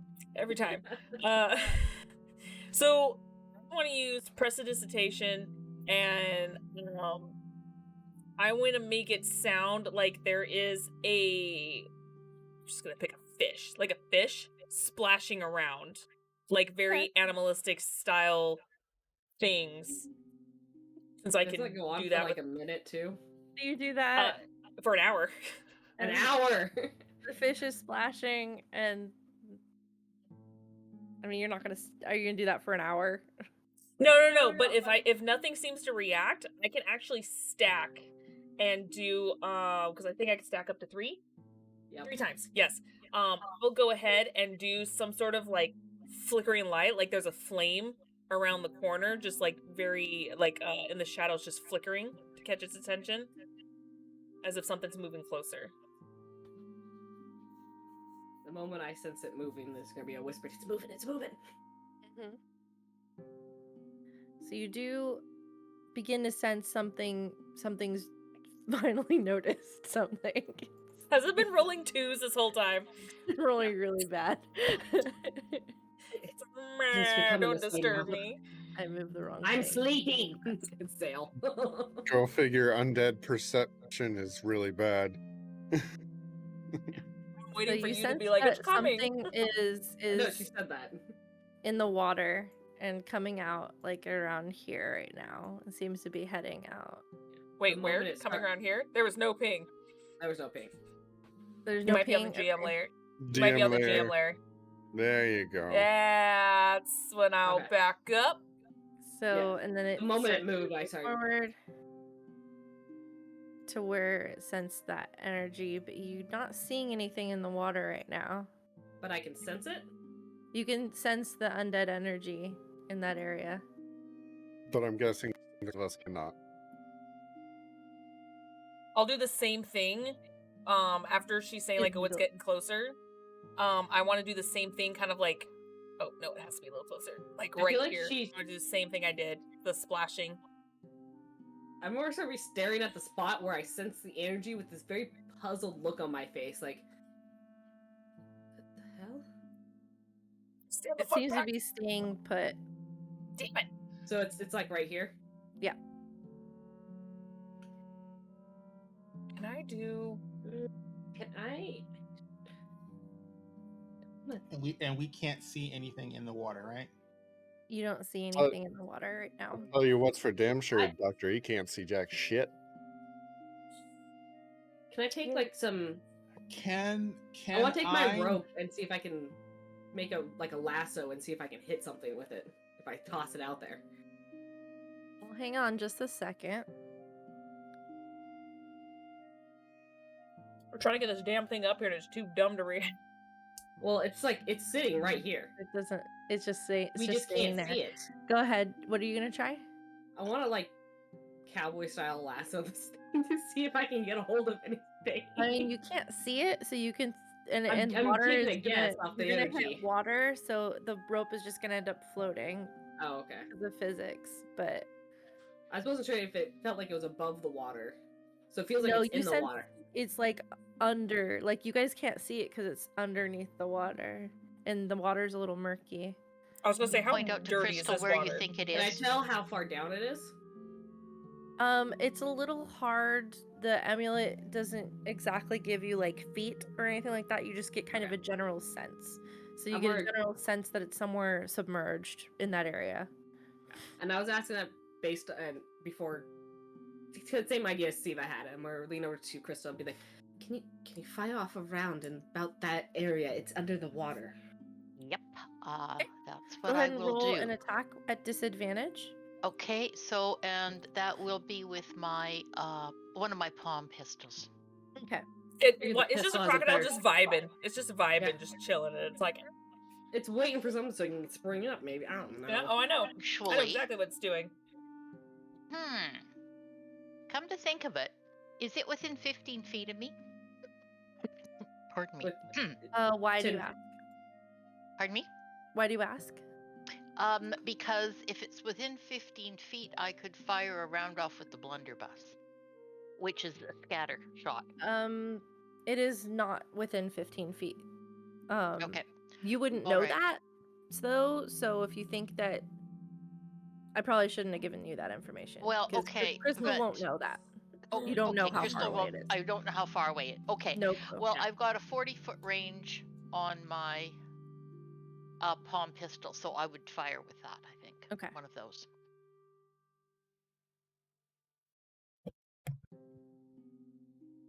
Oh, and that was disadvantage, right? Yeah. Oh shoot! I should have rolled 2 of those. Okay, I'll roll the other one. Oh. Come on, Crystal. That one hit my first one. Can I just start again here? I'll roll them together. Okay. All right. So, I miss. Well, like it's going to be a 6. Yeah, that's gonna miss. So you fire into the water, and it seems to disturb the water a little bit. I mean, it may have gotten its attention though and get closer. That's what I'm hoping. Everybody just pause for a second. Because I need to change music. Oh shit, you pissed it off. This is not the right music. I for mean, this moment. the rope was the attempt not to piss it off. I didn't understand it was underwater at first. Now that it's underwater, there's really no choice other than to bombard it with things. And I think I have a misfire too, so I'm gonna have to reload that one palm pistol. Oh, did you, but I've did still you roll a got Oh, one? did you roll nat one? Yeah, I rolled a nat 1 on the. Oh, it was the nat 1? Oh. Yeah, so you misfire. Yeah. Which means you have to use your, depending on what feats you have, you'll have to use your action on your next turn, or your bonus action. I think it's an action to reload or to fix your gun. Yeah. I'll check Just and a see big with action.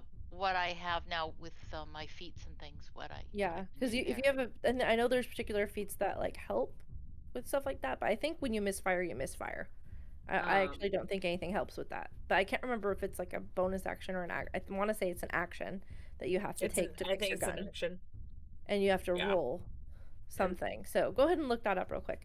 I might be overthinking this, but if it jammed and misfired, would it actually have full on fired? It's an older gun, not a newer gun. But the most newer guns, when they jam like that, It doesn't work like that in this fire. game. It doesn't. Okay. Yeah, it misfires means that it jams, and you have to spend an action to fix it and unjam it. But she is right that nothing came out of it. Would have come out the end, so it would not disturb the water. So no, so that does change things a little That's bit. where I was going. So yeah. Nothing happened. I think so what we're saying is that's even worse. Yeah. Because nothing happened. It made a noise. Seeing her gun misfire, I'm going to pull out my bow and arrow, and I'll just shoot an arrow into the water. Okay. Roll an attack at disadvantage. See, I will mark off my arrow before I forget. Is she hidden from the target? I was trying to hide. Then it'd be a flat roll, and if she hits, she gets sneak attack. I am gonna say you're probably gonna have to step out of that alcove to the edge to shoot the arrow. So, which is fine, and I'm just looking at my modifier because I'm on the wrong screen. I would need one more level to have the, to have a way to fix that faster than taking a turn. At disadvantage, that's a 16. Okay, so you fire in there, and you wait a moment, listening, waiting for some sort of reaction. You guys see something in the water moving, and you. One second, because a thing ran away from me that I needed to reference.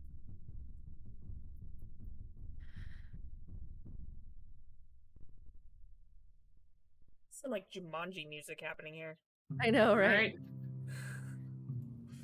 Just the drums. Do you hear the drums? Okay, I'm gonna give you a chance to evade this. So you feel something, you see something in the water bubbling. And then Wisteria, give me a dexterity save as something bursts at insane speed out of the water towards you. Dexterity, this one. It's not bad. What's my dex save? I wish I knew how to navigate D&D Beyond better.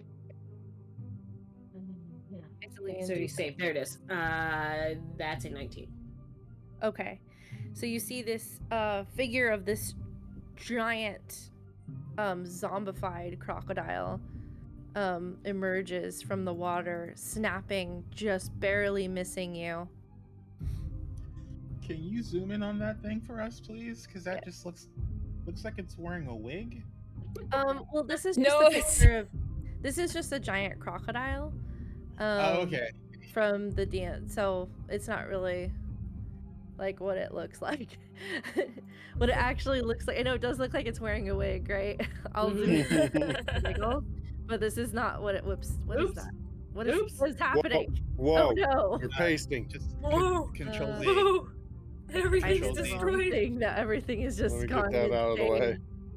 Control Z. Control Z. And it made multiple copies of us. This is awesome. Everyone's multiple. We all duplicated. Yeah, we stand a chance now. Yeah. Simulacrums for everyone. There we go. What You is get a it? Is it simulacrum. You get a Shift Z? simulacrum. You highlight it and then you do Shift Z. Shift Z. It's not doing it. I'm doing Shift. Oh, V. I was doing V. That's why. 'Cause I'm dumb. So yeah, Oh, it's just a the giant plants. crocodile. It's just plants on him. But what the crocodile actually looks That's a like wig. is this part of him is like skeletal, like largely his jaw is mostly skeletal. His eyes are like these like dead kind of like yellowed color. He's got mummy wraps around his body that are soaked and stuck to his skin. He looks kind of emaciated, but he's huge. And because the skin has like dried up, you know, and is mostly just like his skeleton left, his teeth look like they're longer and sharper than we would normally look like on a normal crocodile. Bad touch. There's no Bad gums touches. or anything. So basically nightmare fuel. Yeah, basically nightmare fuel. Dig it. I dig it. Did I hit him with my arrow? And go ahead and roll damage because you did hit him. That's why he attacked, because he got angry. Ooh, max damage. I'm assuming I didn't get sneak attack because he saw me coming. Yeah, he had his eyes up. So that's a 10. But Only asking for sneak attack damage, so I Well, just want to know what to roll. actually, you can add your sneak attack damage because he didn't know your position until you shot him. Okay. Necessarily. Ooh, You said really That's good not damage. fair. 18 points of piercing damage. But alrighty.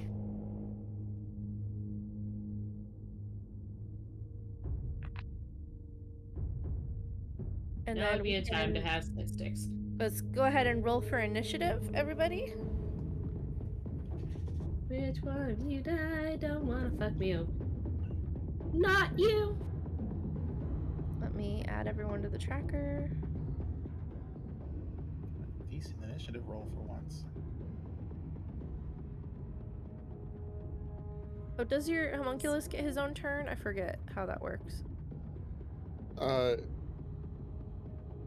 It works like the Ranger's Companion, where it has a turn after mine, but it's after mine, so there's really no point in making its own turn order. Okay, got it. We're on the turn order twice. Are we? Oh, Yeah. yeah, we are. Yeah, we are. It likes to do Are that. we? Are you Because we guys? were replicated by the Oh, zombie okay. spell. Let me clear it and start over. Sorry, I don't know why I did that. Jesus. No, it does this to me too sometimes, where I will just make sure it clicks once, but it will pop up 2 or 3 times, which is dumb. So I had to do it individually, but you're Okay, good now. it looks like it's okay now.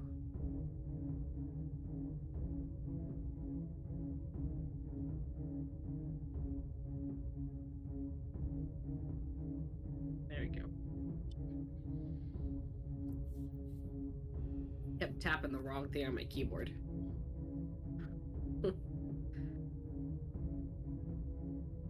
So yeah, just Kieran, and then yep, we're all on there.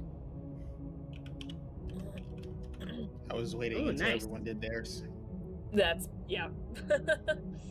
That brings Kieran up first as you see this giant, rotting, zombified, mummified crocodile leap up and try to snap at Wisteria. That's not good. So she is going to.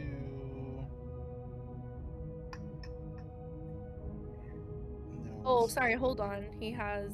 Oh no, that was kind of like an attempt at a surprise. That was a little wibbly wobbly, so never mind. Go ahead.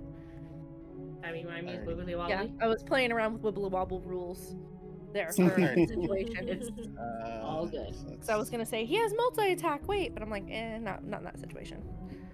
Alrighty, I am gonna do this. It's my last second level slot, but that guy is big and scary, and I want nothing to do with this mofo. Let's see. Alright, so let's hopefully place this where it doesn't blow your poor homunculus up. But Kieran is going to look at that and go, oh no, that's bad. And she's going to cast that if it shows up in chat. Moonbeam. Moonbeam? Okay. So let me... I think I might have a thing that I can do. Do I have an effect? Do I remember where any of that is? So there are cylinders and circles. That should be in there. Maybe I can actually just put Moonbeam. Moon. Yay. Nope, that's not at all any of what I wanted. Okay. Sorry, I'm like Rule 20 dumb, so it always takes me a while to figure stuff out, even with stuff that I've like purchased. Like, come on. Why didn't that search? That was so dumb. Okay. Well, here we go. Got Moonbeam. I'll give you control of it. That's exactly where she's gonna drop it. Okay, we'll just leave it there for now then. Yep, and so it takes damage on this turn.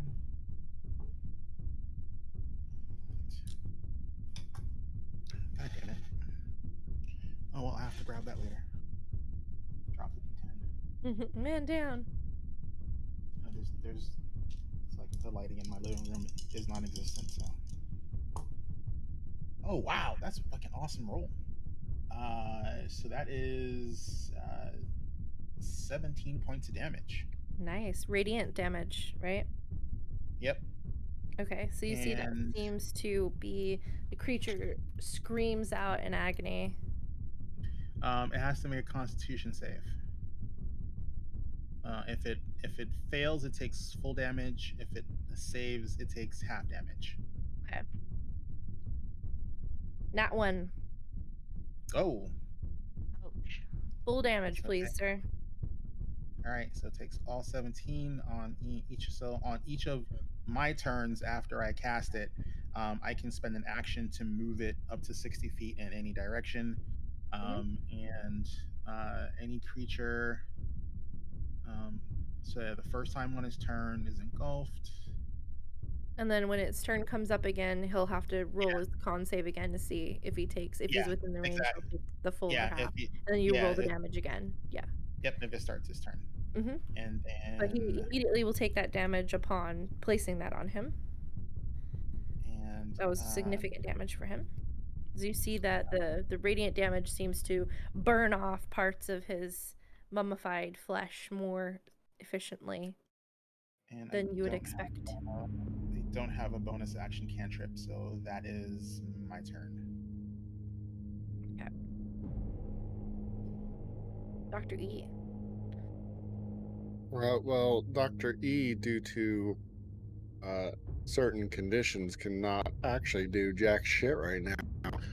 Except for he did hear the commotion. So he'll command Ramiel to get to him as quickly as possible. And I have no clue if that's going to incur an attack of opportunity, but if it does, it does. So he said he was like 15 feet up in the air or something? 30 feet in the air. So he's up at the tip of the ceiling? Okay. Yeah. Yeah, no, he's fine. Okay, he's gonna... So, action economy, this is how this is gonna work. Bonus action is the command to return to him as quickly as possible. Then Dr. E will hold his action to use his all-in-one tool to use the cantrip feature to attack this thing once Ramiel is back on his face and he can actually see that far. And which cantrip did you have it set to for today? That well, it's been the same day, so it's the radiant one. Okay, so it's still set to radiant. Okay. Yeah. That's what I was trying to remember which one it was. Sacred Flame, I think it is. That's right. That's what it was. Sacred Flame. Yeah. Okay, so it's still Yeah, there we go. Okay. Which was a good choice on your part. Well, I mean, he had some lore knowledge and history knowledge, like tomb, Made radiant, sense. cool. So Ramiel gets back to him, doing a double dash. So Ramiel cannot fire, but Dr. E can. Okay. At this point, and he's going to fire that Sacred Flame. Sacred Flame is a save on my part, right? Actually, yes, it is. Dex save, please. Okay, that's a 19. Yeah, that really freaking saves.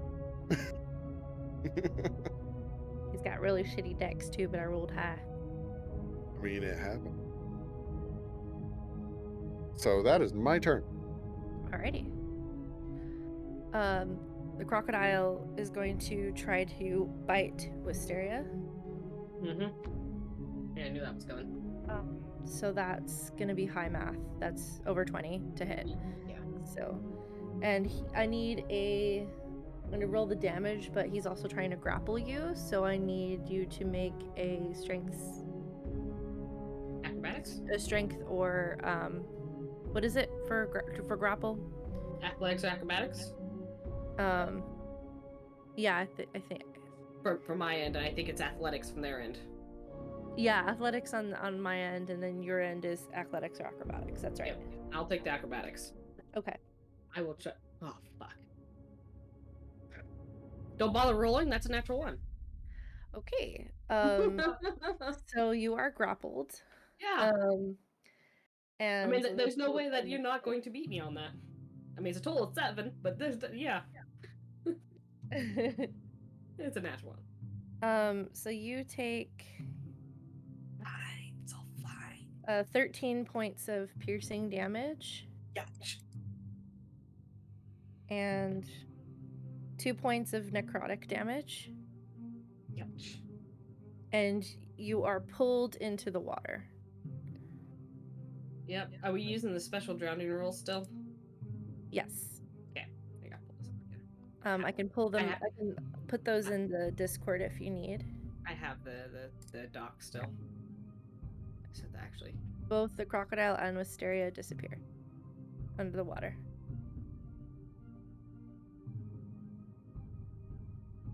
And once her body hits the water, something else happens.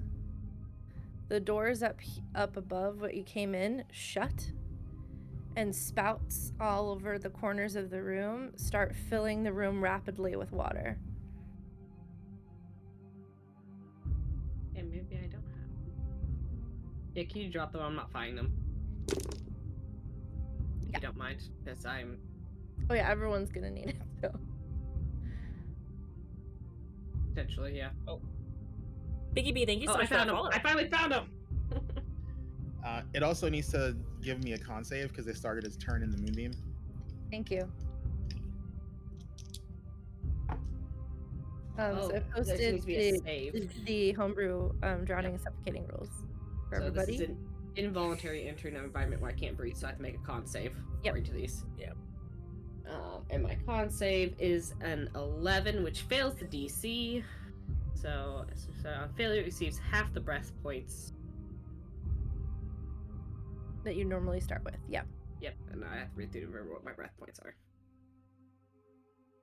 Everyone's breath number breath 1 plus con. Are going to be, just for our audience to know, it's so I got a minute and a half. Equal to 1 plus your Constitution modifier, which is a minute. Wait. When a creature voluntarily enters an environment, 1 plus the con. 1 plus its con modifier, minimum of 1 minute. This is represented by breath points. When a creature holds its breath, it gets a number of breath points equal to 60 plus 60 times the Constitution modifier. Is your breath points, not minutes, but breath points. When a creature gets and when you're involuntarily entered an environment which you can't breathe, which is what happened to you, you make a DC saving throw. On a success, you get your full. You manage to keep your shit together enough to get your full complement. Take a deep breath before you're submerged. Otherwise, you start with only half as many breath points. So whatever your normal breath points would be, which is 60 plus 60 times your con modifier, it would be half that amount to start. And you lose breath points for time. So at the end of your turn, you lose 10 breath points. When you take damage, You lose breath points equal to the damage taken when you're casting a spell with verbal components. Then you have to make an ability check. The DC of the check is 8 plus your spell's level. On a successful check, the spell is cast as normal. On a failure, the caster fails to correctly speak the verbal components and the spell is lost. Whether the check fails or succeeds, the caster loses 10 breath points for a spell with a casting of 1 action, or 5 breath points if the casting time is a bonus action. Spells without verbal components can be cast as normal. So that's kind of I have 9 for you guys. Okay. I have my points calculated. I took them half. So the doors shut. The room starts rapidly filling with water. You get the sense that the room is going to be completely full in what would this be? 20 seconds. So 2 rounds. Oh Jesus! It's Very rapidly filling. Extremely. Right. 20 seconds. Yes. 6 seconds round, so it's 3 rounds and change. Basically 2 rounds is Okay. so whatever the equivalent of 2 rounds is. So a lot of water's pouring 12 into seconds. here. A shit ton of water is pouring in. In fact, so much so that I would like dexterity saves from everyone that is not currently in the water. That's totally fair. That's totally me. I'm not in the water. Thank you for going over those rules, Kiara. It's a waste, but I'll take it. Did you? I got a crack in for my dex save. Nice. I'd rather have it for something else, but I'll take it for the dex save. Kieran, No. You got a nat 22, Dr. E? Yeah. Okay, so both of you, Kieran and Dr. E, you grab onto the wall and brace yourselves. Kieran, you feel the water rushing and trying to sweep you under, but you manage to grab a hold of this sconce. And so you're holding on to it. Dr. E, you're in this little place, so you just kind of put your arms out and brace and are able to let the water kind of rush past you. So you both are okay from that. What numbers did I have for the rest of you? I got a 16. 16? Okay, so Crystal, you do the same. You slip into that alcove and brace yourself as the water's rushing by. Elowyn? I also got a 16. Okay, you rush over and grab a hold of that sconce and hold on to it for dear life as this great torrent of water is pouring down on you guys from these unseen tubes that were up above that usually fill the bathhouse. So we'll continue from there. That was the giant crocodile's turn, so it is Wisteria's turn. So you guys, you're in the water, you're currently in his jaws. What would you like to do?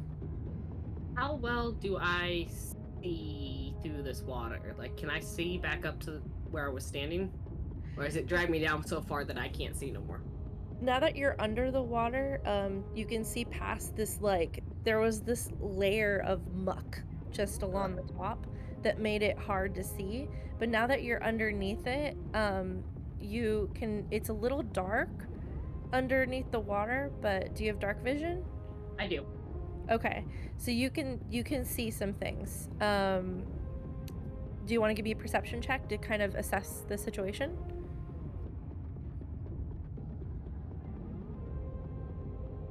Basically, I'm trying to assess whether or not I can misty step myself back up there. Okay. So you can look up and you can see where the ledge is. You remember where it is. It is a visual requirement. There is that level of muck, but there's a torrent of water pouring in that's starting to stir it up. So give me a perception check to see if you can see past the stirred up muck and catch sight of, because I think for Misty Step you have to see where you're going, right? Yes. So see if you can catch sight of any section that's above. Well, that was another natural one on a different die, so both those die are in the corner now. Okay, so yeah, there's a lot going on. The crocodile is slashing you through this mucky water.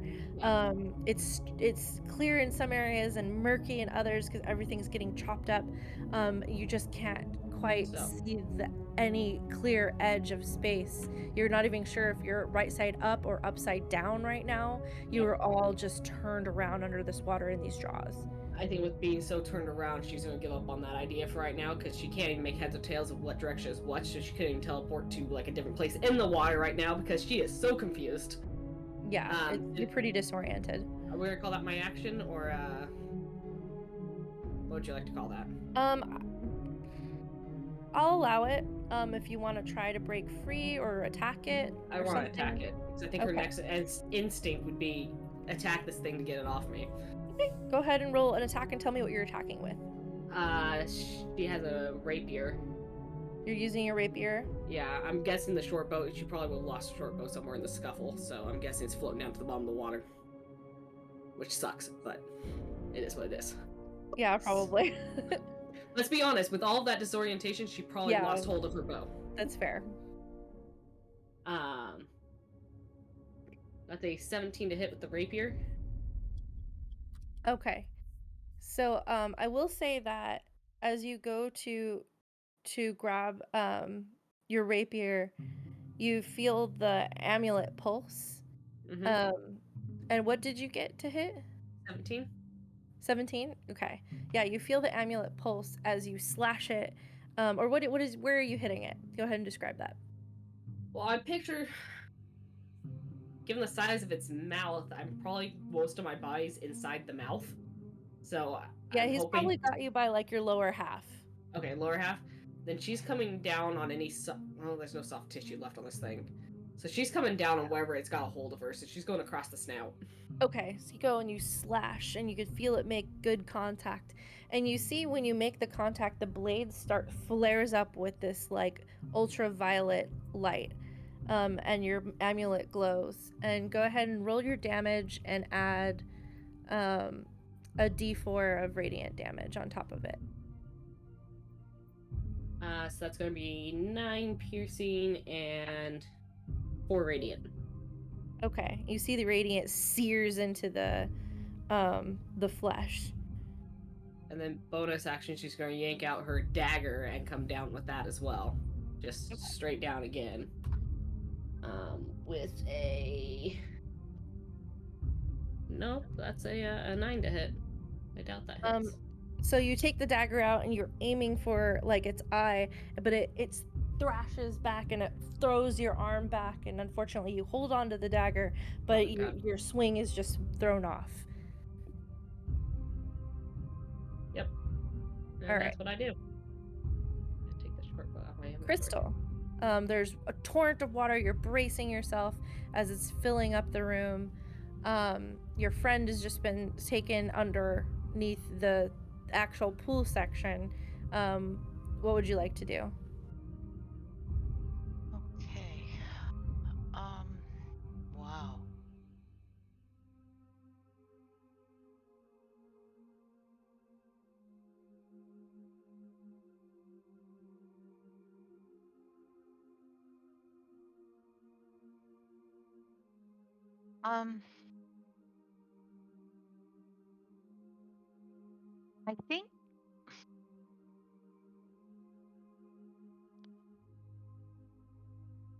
I think what Crystal would do is probably not what I would do in a more thoughtful moment. I think she's gonna dive in, like draw her rapier and dive in the water and try and find the crocodile. And all right, yeah, I think you dive in. That would just be what she would do. Got it. So you dive in, and you're able to. You look around. The water's a little choppy and a little murky. Give me a perception check to see if you can catch sight. Now, at this point, would I still be able to be sort of like up and down, that I could come up and get my breath, or I'm just diving The in water's and now filling pretty rapidly, but you are consciously going into the water, so you get your full complement of breath points. Because you're not surprised and being dragged in or anything like that.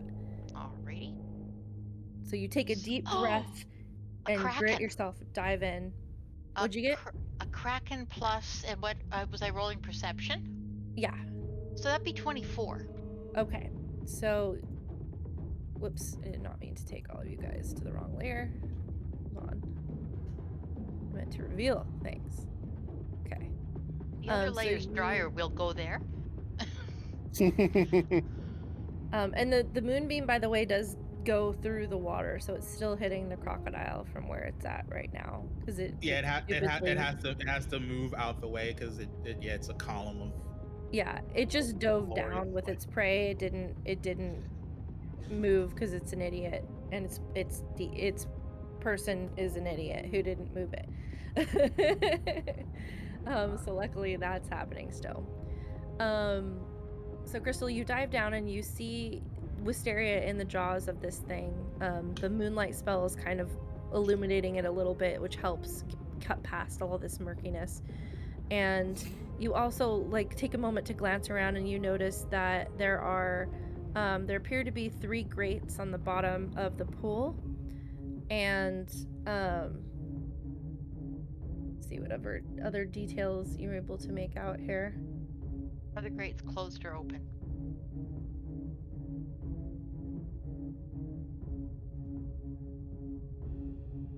So you see that there's aged, uneven tiled floor covered in slime and moss along the bottom here. There are, like I said, 3 small grates at the bottom of the pool. You can see where the others, probably are along the surface. You can kind of make out the ledges. And you can see the crocodile in all its glory, and I think that's more or less it, along with some bones and a skeletal remain of what looks to be a second gigantic crocodile, but that one isn't stirring. Are those grates open or closed? The grates appear to be closed at the moment.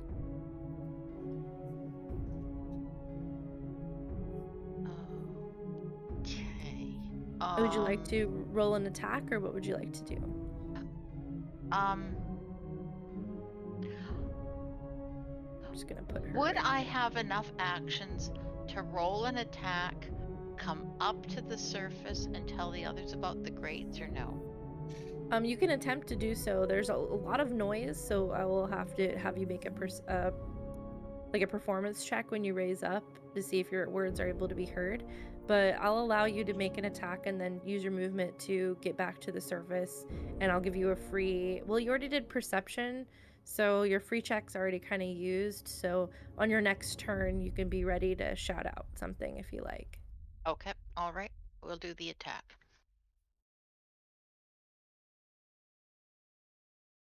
Which is craptastic, unfortunately.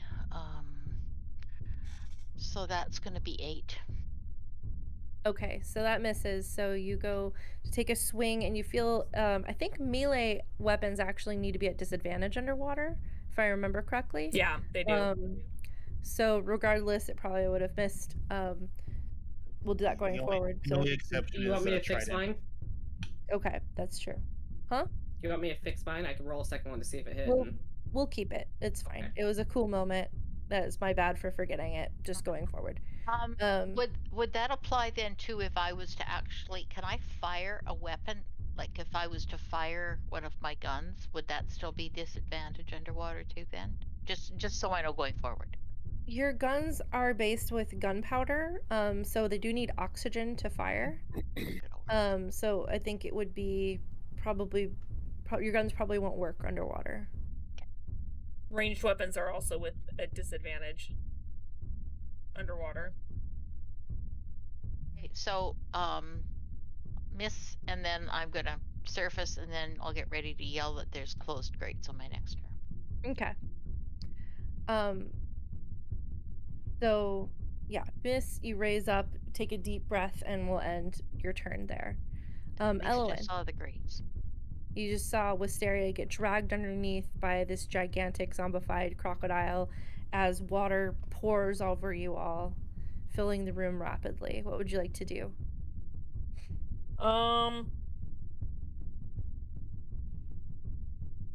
Because I saw how murky the water was real quick, I'm gonna go ahead and cast Detect Magic. Okay. That way I can focus on the amulet that well, actually it would work out because her sniper rifle is also magic. So the magic is so I know where all my friends are. And I want to try to pinpoint where that is before I jump in. Okay, you cast detect magic, you see her amulet flare. And you see this scope on one of Crystal's guns also light up. Okay, so I'm gonna go for her amulet because I know that the crocodile snagged her. So I'm like, okay, she's the one that's being held down. So I'm gonna go ahead and technically I took out my dagger because I cast detect magic through my dagger, and I'm going to jump in and swim straight for that. So even if I can't see, I can at least like see the magic and go towards that. Okay. How far away would it be from me? So you're jumping in? I'm jumping in, yes. Okay. So go ahead and move your character into the water. Do your movement. And then you'll be able to have line of sight on him from there. Okay, if that's what you're perfect. asking. Yes. Because the Okay. moonbeam is helping, and with your... I would say with the combination of you know, it's a clever use of detect magic. You've got a good sense of where your friend is, where your girlfriend is, and where the creature is, based on those two kind of magical effects that are happening. Even though the water's murky, you're an intelligent character. I think that you can figure that out. So I won't impose a disadvantage on you, depending on what you're casting. Well, I just need to You're stop firing playing an arrow, intelligent characters. Okay. Yeah, so I'm gonna go ahead, and as soon as I see do I see I can see her, can't I? Like I see the crocodile, but can I see her at all? You can give me a perception check if you want to see detail. I'm saying that you can target either one of them. It's just seeing detail, like being able to like actually make out that her lower half is in his jaws right now, and details about your surroundings would be like a perception check. I'm just checking to see if I could just see her. I don't need to see details or anything. I just need to see her. Okay, and your spell, you need sight on the person? Is that why you're... Because you yes. the general area. Okay. Yes. I guess we'll still need a perception check because the water is pretty murky, so... That's fine. Like, you can see the glow of the amulet, but if you need to see the physical person, then we'll need a perception check. Okay, so 19. Okay, 19, you can cut through the murkiness and you catch sight of her. She's right where you can see the details of her outline. Perfect. So you did already cast a spell as detect magic, but that was from your... It was through my dagger. Okay, so that's still an action to cast. It's still an action. Dagger, though. That's fine. It's not. It's I may not have specified, but it should be. Let me check my notes. You did not say. It's because I'm not good at making up items. It popped up as the spell. I need to see more details. Let's see here. So it's 3 charges of detect magic. Yeah, you did not. But essentially, that was my intent, is you can cast it without using a spell slot. Right. But still if it uses an action, it's fine. Yeah, I think add to the description that it uses an action. I'm just new at creating homebrew items, and I didn't think to add that detail. Totally fine. Oh, my bad. Because... Give me just a second. Lesson for you, wannabe DMs at home. Remember, if things cost an action or a bonus action or something, and add that to the detail of your homebrew items. So with that, which is perfect because it is a bonus action now because we are in combat, to psychic link up with Wisteria. Because I don't have to see her after this now. Ow! Yeah. Because because she can go around the corner in the depths of the sea and I can't see her anymore, and I'll still be mind linked with her. I just have to see her first before I set it up. So Learned your lesson last time. You want to be I able to did. mind link with someone. I did. So I'm going to mind link with her, and I'm gonna say, okay, I've got my sights on you. I'm going to do my best and try to destroy this creature, but water's filling up fast, so keep an eye out for anything of interest. And that's my turn. Assuming I gotta wait for my turn to respond. So. And the best part is, in between, I could be like, cool, I see you. Hey, what up, Crystal? Mind link with you. Let's do this. I can communicate with all y'all underwater, but only one at a time. Good. It's a good skill to have. Yep, as long as I see you. Kieran, it is your turn. Alrighty, so water's filling up everything. Yep. She's going to spend an action to initiate Twilight Sanctuary Okay. because we had a short rest, so I have it back. Nice. Okay. Um, Man, that spell's broken. You get it back on a short rest. A channel well, divinity. you get Channel Divinity back on a short rest, and it's the Oh, you alternate do? channel. It's the alternate channel. That's awesome. That's awesome. I haven't played a cleric in so long. I forgot about that. That's pretty cool. For example, I mean, I was a level 16 cleric for Tashara, and I can only do it I think twice a day, unless we had a short rest. So it does have its limits. It'll be helpful. It's gonna be for sure helpful. Very thankful you got a cleric with you. But it does feel broken. No, it's perfect for this. You guys need it. No, we do.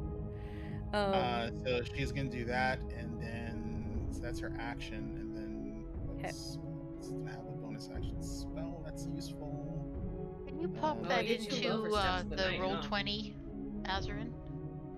Yeah, hold on. Features and traits. Twilight Sanctuary. He'll let you know when you get on your turn how many temporary hit points you get, and then each time it doesn't stack, but he'll roll to see if you got more or less that turn. Yeah, it's very handy. There's nothing. I'm out of second levels, and there's nothing I can cast that's a bonus action that's going to be useful. You can do different checks if you want to look around. Try to look around the room if you want to. Oh yeah, I can do that. Help someone or go somewhere. Try to stop the water. There's a lot of options. So I will look and see if because I don't know about the grates, so I'll look and see if maybe there's something that looks off in the room that can maybe shut the water off. Yeah, give me a perception check. Ooh, okay. I need to put you to the side because that was a 1. Oh no. There's a lot going on right now. As you go to kind of look around, another jet of water just sprays right in your face. And you're like, try to maneuver away from it a little bit so you can try to look a little better next time. But yeah, unfortunately, it stung your eyes and you weren't able to get a sight of anything really useful in the room at the moment. Any movement or anything you'd like to do? She's staying where she is until she can figure out where it's safe to move. Yeah, it's basically considered difficult terrain right now, as the water's rushing. Once it fills up, you'll go to like your normal, whatever your swim speed would be, which is still half your movement. So essentially it's half your movement from here on out until you guys solve the water issue. All right, Dr. E. Same stuff going on that I've said to the others. All right. Well, seeing where this is going, well, he can't see under the water yet because it hasn't risen above him yet, right? Yeah, it has not risen above you yet. Okay, I'm looking for any clues around the room as to, solving this trap. Okay, give me a perception.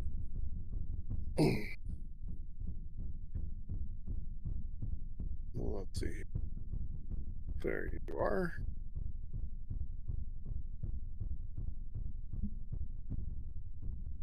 Wow. Okay. 23. Okay, you look around the room quickly. You see the 4 sconces and worry that that light is about to go out once the water raises enough to put the fire out. You see there are 2 lever-like structures that are close to the ceiling, so they're about like 29 feet up. And I'll mark those on the map. What's a good color here? We'll do pink, why not? There's one lever on the wall over here and one lever on the wall over here. Very high up. Okay.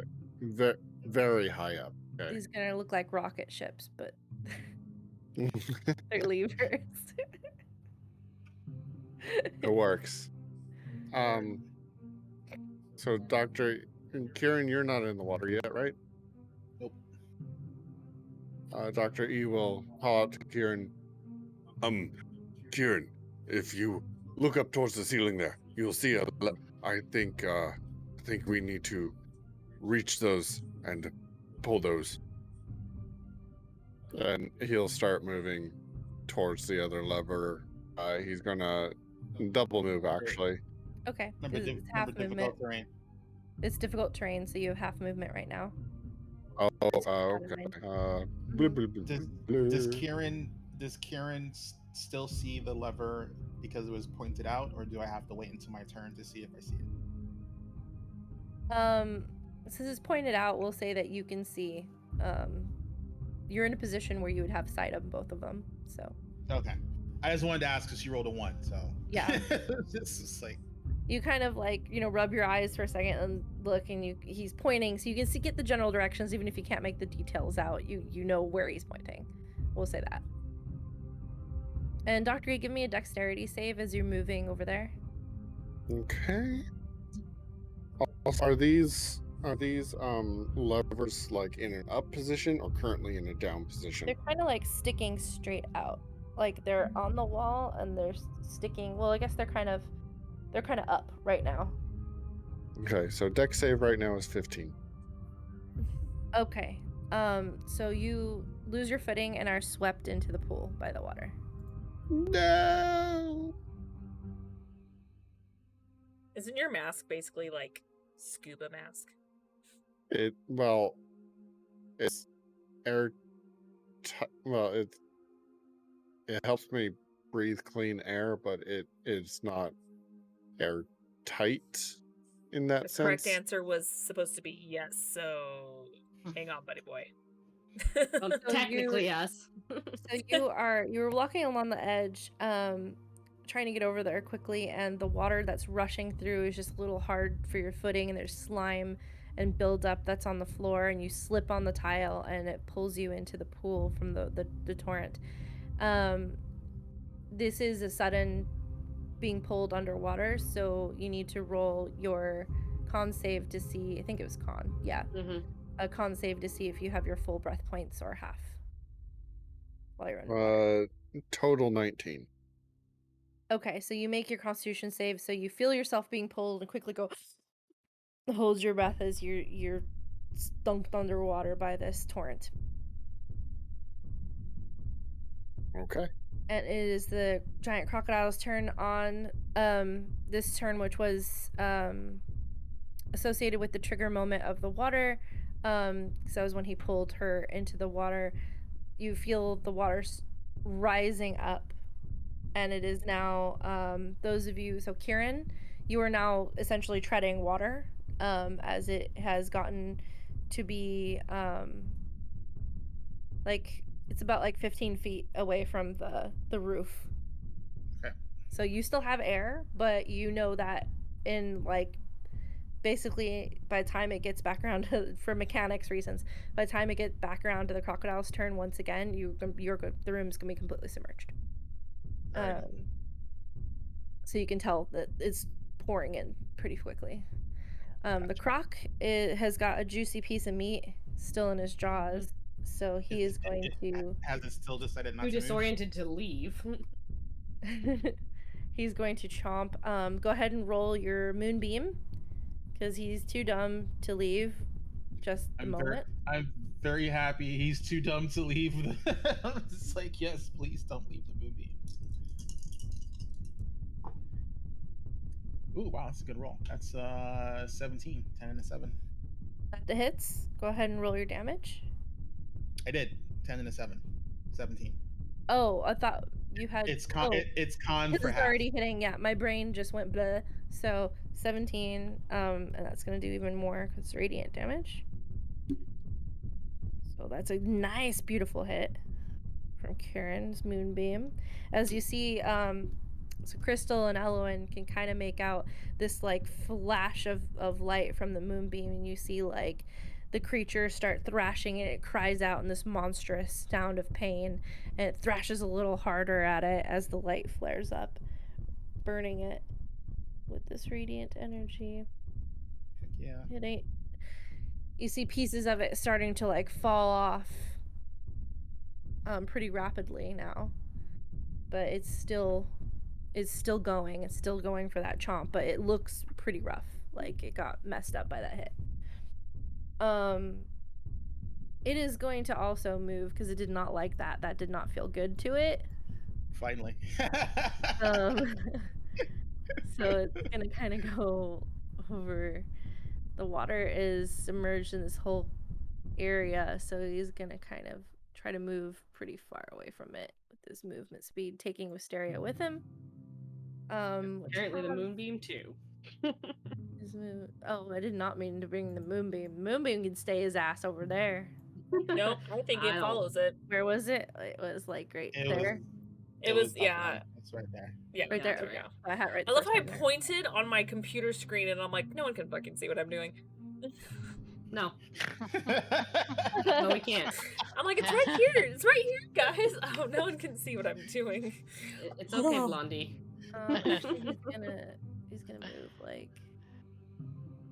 Yeah, no, he's fine. He's fine there. Okay, so he tries to chomp down on you, but you manage to like maneuver within it just enough to where I don't think. Oh wait, no, he has advantage because you're in his mouth.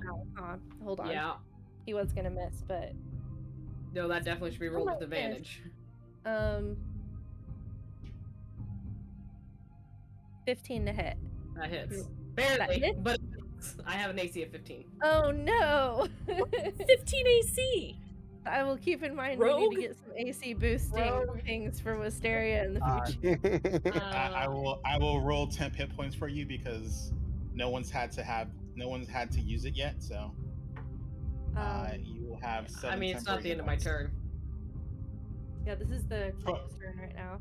I know, but from the previous turn, she would have had it. Oh, that's you popped it off after. You activated it after her turn, though. Yeah. Yeah, it was after. Oh, I did. It was just recently. Yeah. Oh, okay. Unfortunately, I would want that to happen, but yeah. I think Dr. E gets some though, so that could be Dr. Z's rolls. All right, so he has 7 hit points, just in case the crocodile decides to chomp on him. That's going to. What kind of armor are we? 6. You should have gotten studded leather. Yeah, just straight leather. Yeah, no, that wasn't an option with the beginning pack that we got. So I could have bought it. That's 18 points of piercing damage. Ouchie, ouchie, ouchie, ouchie. 2 points of necrotic. So a total of 20. Yep, sorry, dear. I rolled really high on those. It's okay. You didn't. That's I lose 20 breath points from that. Oof. And he does a big tail behind him, trying to hit Dr. E. It's got 10-foot reach. Hey, at least you got the 10 HP. I forgot those things have the tail whip. Yep. So that is going to be not gonna be good. 19 to hit. Me? Yep. Yeah, that hits. That is going to be. Oh, I rolled high on that too. You can stop. That's 13 points of bludgeoning damage, and being knocked prone is irrelevant for this situation because you're floating in water, so we're not gonna roll for that. I'm not gonna have you do that saving throw. How much damage is it? That was an 8 and a 5, so that's 13. 13. Oh, plus. That's 18. Sorry.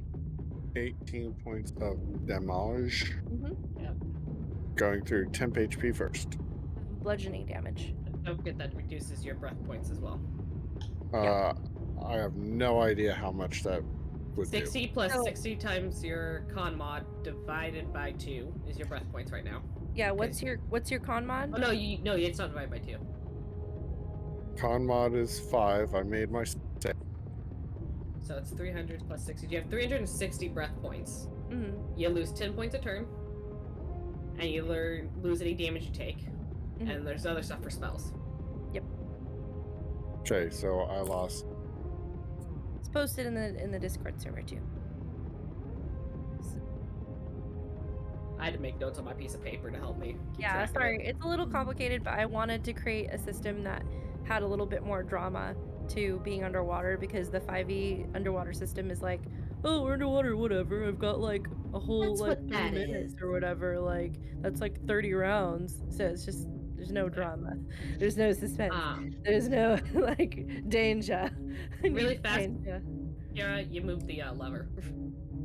Whoops, I did I've not been staring at that trying to figure out what it was. I'm like, what is this purple I thing? mean to move the rocket ship lever.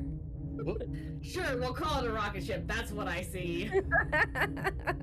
Yep, we lost Shadowbox. All right, so that's it for the Croc's turn. He's having Discord issues. Discord's been wonky lately, so he'll come back as soon as it's back up. But I sympathize with his pain and frustration. Sorry about the cams, everybody. He'll be right back. Yeah. Do you like my elbow? It's been happening to me more and more lately. Yeah, it's been happening frequently, where all of a sudden I'll just be dropped and everything will freeze, even on my phone. I'm like, but it won't affect him. It's weird. Hasn't happened to me yet, and I think I'm probably on the same server you are. We're in the relatively. It's just at we're in random. the same state. It's just at random. It's weird. Weird shit happens. But yeah, he'll be back. Shit happens. Just deal with cameras until then, guys. Wisteria, it is your turn. Okay. So you are again still grappled in his jaws. Yeah.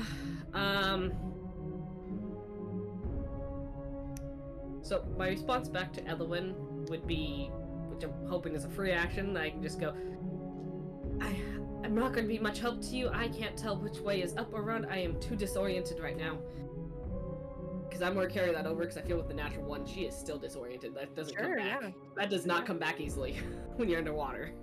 And you're being thrashed around by a giant croc. It's pretty And rough. we just moved a lot of feet, and it's just, I don't think I still know which way is up. I'll be honest. Yeah. I have nearly drowned myself. That does not come back easily. You're doing them barrel rolls and or death rolls, I think is what gators call them. It's a death roll. Death rolls.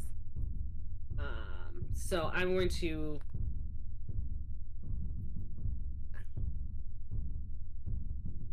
I think after that last hit, she's going to attempt to escape it. Okay. So try to break the grapple. Yep. Okay. Which I think is a athletics for me, and it becomes acrobatics or athletics for him. I think it's regardless. He's gonna. I think mine's still athletics no matter what, which is not my best. No, I think you can pick athletics or acrobatics. Yeah, you pick whichever one is best for you. Yeah. Okay. So I got the grappler always has to choose athletics. Okay. Yeah. So I got a 16. I'm so sorry, honey. It's okay. Yeah, I got above a 20. So that was my action. I'm too disoriented, so I don't think I can use Misty Step, because I don't think I can get a visual location on anything. So yeah, that's your turn. You can, if you want to, you can try to do another perception check to orient yourself or see a little better at the end of your turn here. I would say yes, but I have experienced nearly drowning from disorienting myself underwater, and until I touched the bottom of the water, I couldn't orient myself. Like, I had to hit bottom of the lake. I don't think that's really going to be possible, in all honesty. That's fine. No, I appreciate that. As much as I want to. Go ahead and give yourself a point of inspiration for that. Okay. Good character play there. I'm trying to be honest with the situation. Because I realize I don't not dish out inspiration die as much as I should. I like never do it because I forget it all the time. So I It's do okay. the same. I appreciate you. You can inspiration die. You might Yes. need it right now. Can't tell if that's on or off. Crystal, it is your turn. If it has the little half sun, it's on. Okay. It's going highlight and non-highlight. So, Whatever. I have a question, but first of all, the first thing I'm going to do is I would have come up above the water. Would I see anyone else above the water that I can talk to at this point, or no? I think you could, if looking around, you can, with your passive perception, you could see that Kieran seems to be treading water across from you. Okay.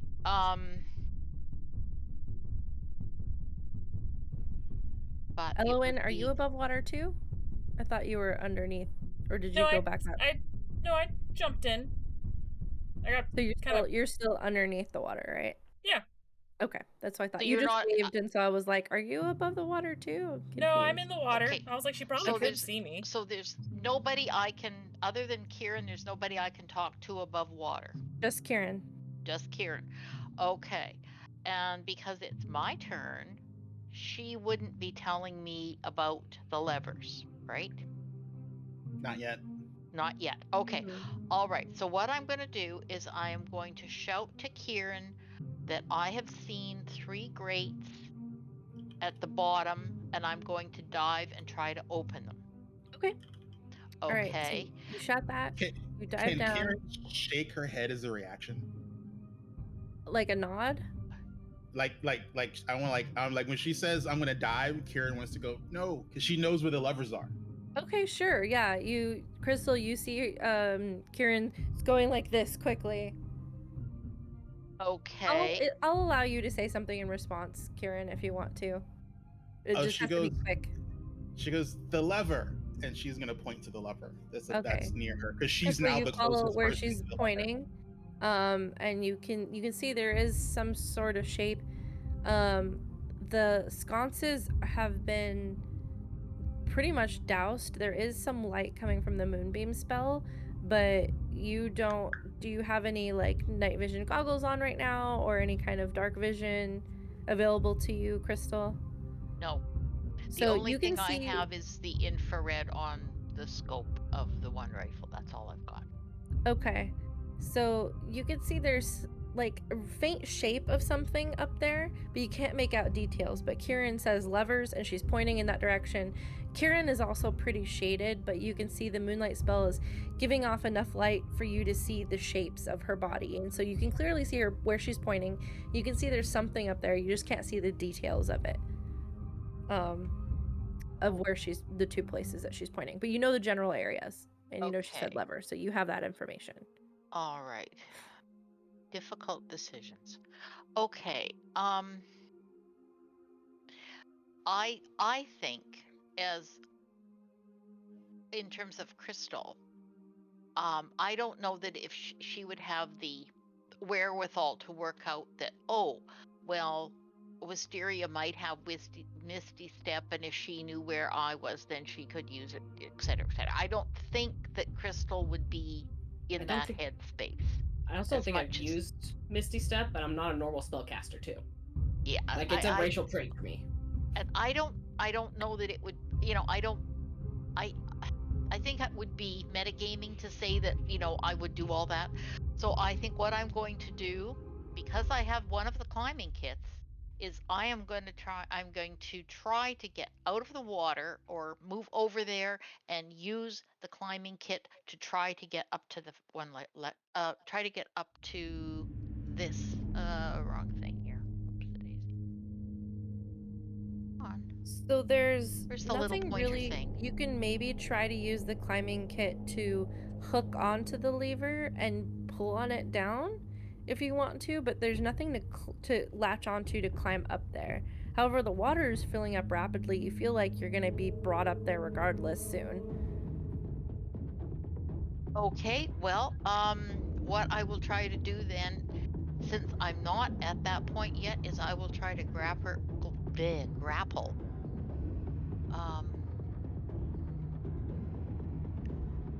Which one of the symbols is the point? Isn't that the little arrow at the top? On our if you want to ping, you have to have the arrow selected. Yeah, and I've got the arrow selected, and you just hold. Yeah, you hold. you have to press and hold. No, it's not. I'm getting a little hand, but it's not pinging for me. I don't know why. Oh, because you probably have the hand instead of the select. So if you go up top to the arrow, okay, you want to make sure you do select move. There we go. All right, that one. All right. Yeah. So I will try to see if I can do something to pull that one. Okay. You know, so to move that lever. You're gonna use the climbing gear to try to hook it on. Yeah. All right. So go ahead and give me a. What would this be? I guess rolled a hit, or would it be dexterity? I'm trying to think here. Rolled a hit. It's up to you. It could be a couple different things. Yeah, I was gonna say it could be dex, it could just be straight up dex, or it could be just an attack because you're using it to hit something. Yeah, just roll an attack for me. So that would be an attack with my attack advantage, or with my your, attack with your normal modifier that you use. It wouldn't be at advantage. Okay, so my normal modifier is a +5. Yeah. That would be your normal attack modifier's got to be more than a +1. It's like whatever your ranged attack modifier is. +5. So it's a dirty 20. Okay. So you throw it up and you hook it. And now if you want to pull on it down, give me a strength check. Is that like a strength saving throw? Athletics. Or no. Athletics. Oh, okay, sure. Okay. And that is a 17. So you pull down and it's just not budging. It's not moving. You feel like maybe the weight of the water or something is making this pretty difficult.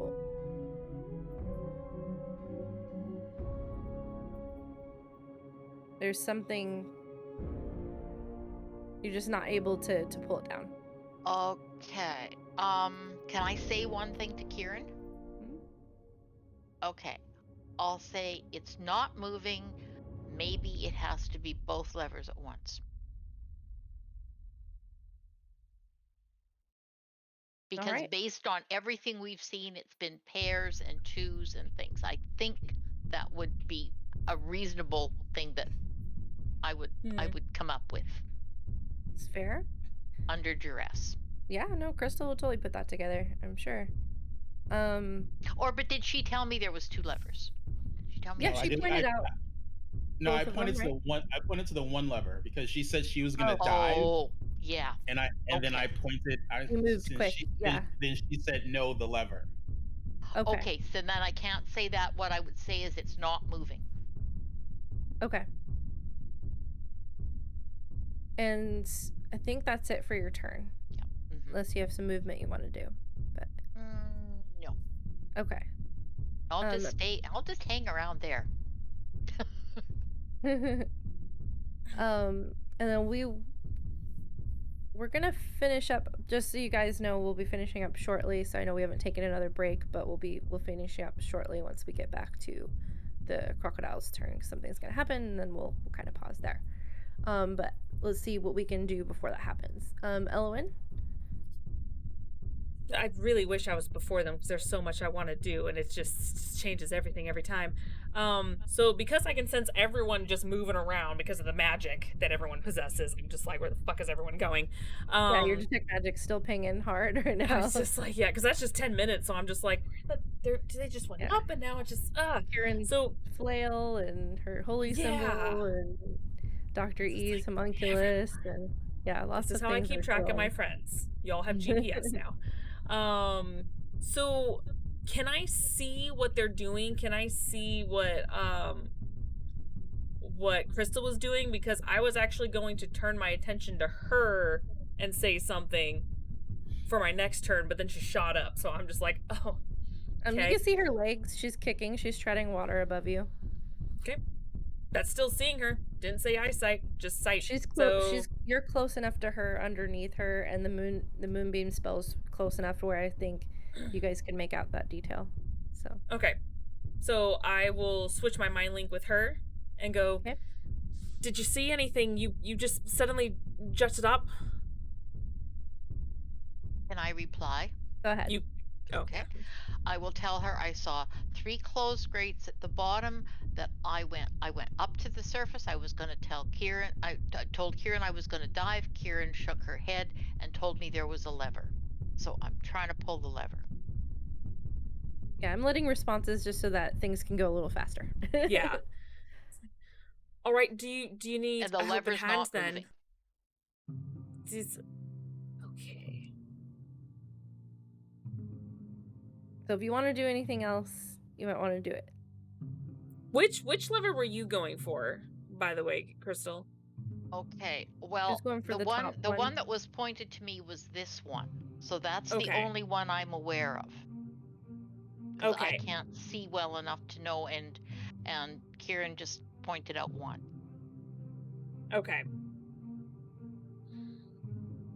So with that information, it sounds like they both kind of have a handle on it. Pun not intended, but they are... Because I'm not going to do anything with the drains, because that just tells me if they pull these levers, the pool will drain. So what I'm going to do is I'm going to just try to do my best to assist my companions fighting this creature, mainly because my girlfriend's being chomped on. So I'm like, oh, cool, they found a solution. So I'm just going to leave it to those two because they've got a handle on it. So then I'm going to turn back around because after I cast that, it's a free action for me to talk. I'm going to go ahead and excuse me. Where is it? I just saw it.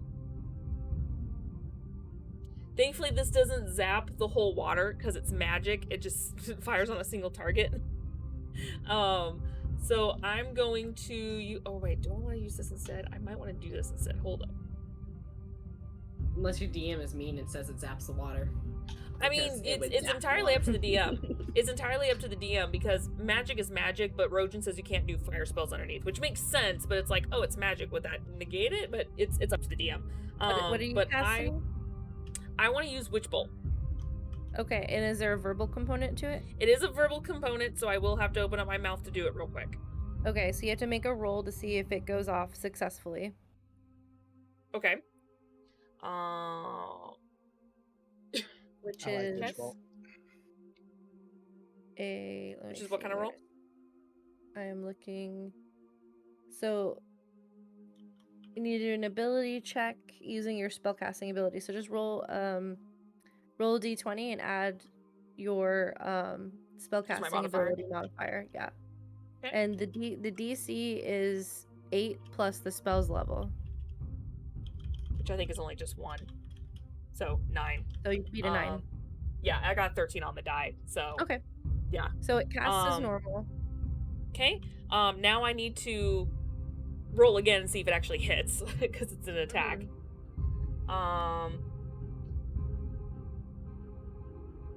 Give me 1 second. And you do lose 10 breath points. Yes.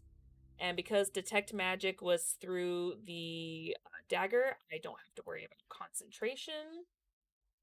Since this is a concentration, there's my breath points. I kept it from the first time we did this rodeo. Cool. Okay, yeah, so I still need to roll to hit.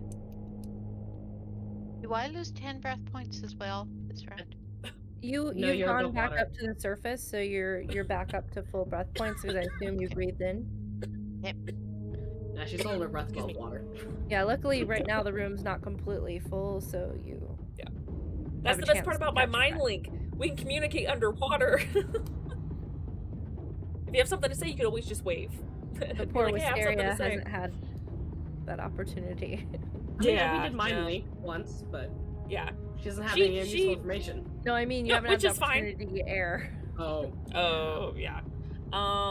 Pretty sure it's not grammatic here pretty soon. I lost all train of thought. That's a 22 to hit. That hits. Roll damage. Okay. So maintaining concentration. That's a D8. Where's my D12? There it is. Okay. That's 10 points of lightning damage. All right, the bolt of this arcane lightning thrust forward through the water. I need everybody within. Let's see. I need Wisteria and Dr. E to make a dexterity. Well, you auto fail Wisteria. Yeah. So what? How much Give me damage? the damage for the creature first, and Dr. E, give me a dex save. Or actually, no, this would be con. Give me a Constitution save. So Wisteria, you would be able to make this one. The 10. Okay. I'm assuming I fail. Yeah. Yeah.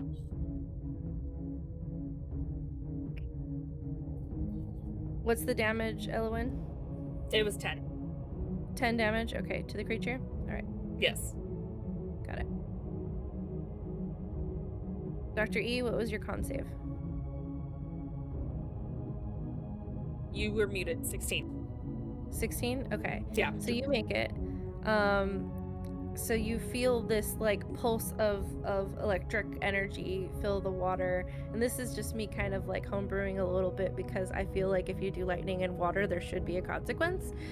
So well, it's magic, and every DM is completely different when it comes to it. So Yeah. I might as well just try But it. it's still lightning. Okay, I have lightning and fire spells, so fuck me for picking my spells poorly. So yeah, that's what I got. like if you were to use fire in a web of spider webs, I would say there might be an effect that it spreads out. Like sometimes it'd be a good effect. You can use that to your advantage against enemies, like if they're standing in a pool of water or something like that. It's a good thing. In this case, it just ends up being kind of a bad thing, but I like to play around with environmental effects.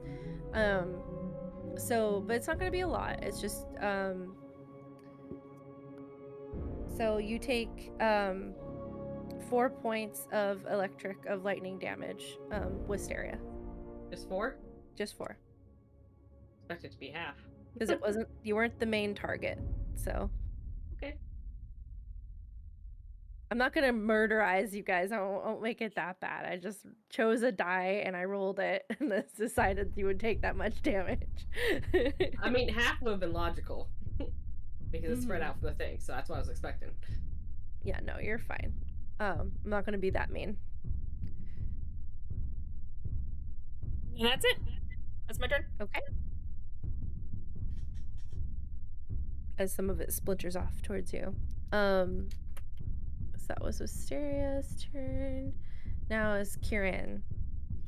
All right. So now that because this is going to determine what she does. So now that the water's been moved around and because of all the water and whatever, is that muck layer still at the top of the water, or can I see? It's pretty dissipated by now. Like it's kind of like mixed into the water.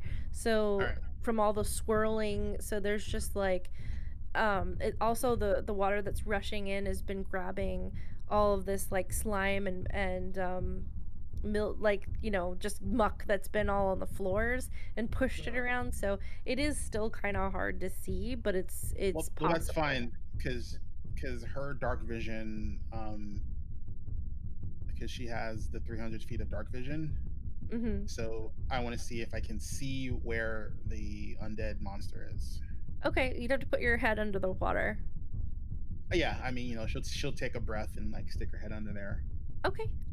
So and with your dark vision, go ahead and give me a perception check real quick to see if you can see through the muck, since you're a little bit further away.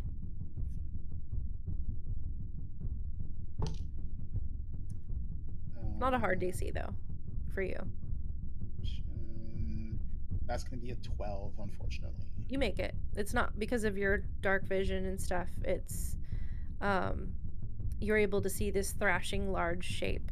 It's a little hard to make out where Wisteria is. You see like a flash of a boot in his mouth, but you could definitely see the creature. All right, so then since I can see the creature and I don't see Wisteria, I'm gonna presume she's on the far end of the monster, and I'm going to move the moonbeam so that it just touches the monster. Okay, that's fair. Go ahead and roll your damage.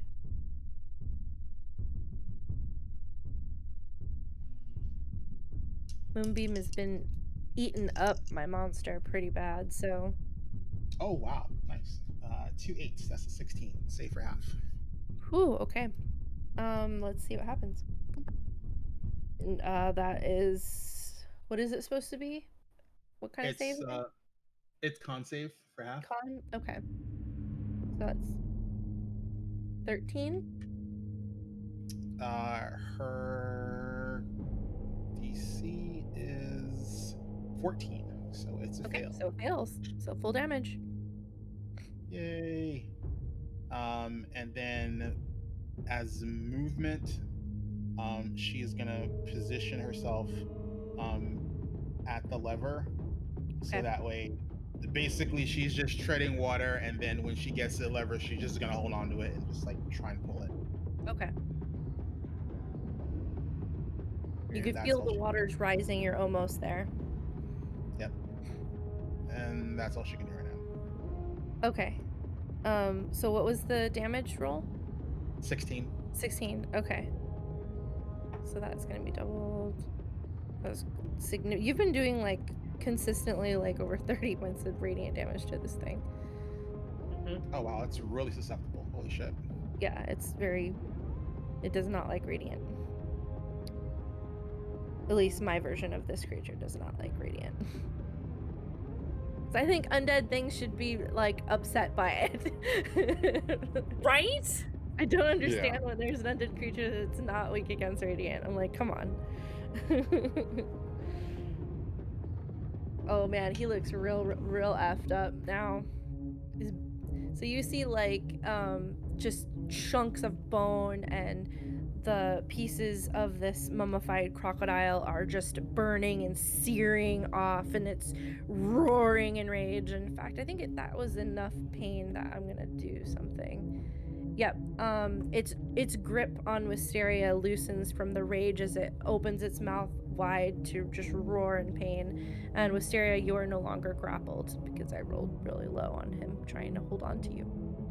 I think he's taken enough damage to where that's a problem. We'll see what happens when his turn rolls around. So you're currently no longer grappled. Yeah. Yeah. Dr. E. Assumes he doesn't grab me again on his turn. Unless, I'm sorry, Karen, did you have anything else you wanted to do? That's all she can do. Okay, Action. all you can do. All right, Dr. E then. So the thing here is, though, as much as I want to, as a player, do damage to this thing, Dr. E was setting about going after that lever. So the question is, do I see that somebody else has taken up that task? Give me a perception check. Do you have dark vision? No, I don't have dark. Well, hold on. If it matters, the homunculus on my face, acting as my eyes, has dark vision for 60 feet. Okay. But its communication is limited. Yeah, that's a little. That gets a little hairy when I know. Yeah. One of the things we didn't So it's up to you. discuss about that is because you can't actually see through its eyes. You've said that yourself. So it's communicating like this direction. So I would say that it is guiding you in the direction where the lever is, but unless you ask it, to tell you where your companions are, then it can't relay that information. So I'd say no, you cannot see that people are trying to get to these levers right now. You can give me a perception check with disadvantage, but I mean, because you... I think I shall do that then, just in case. Okay. Yeah, that's a hell freaking no, is what that is. Okay. Yeah, so you're not aware of that. I'm moving, let's see your swim speed, so, 2.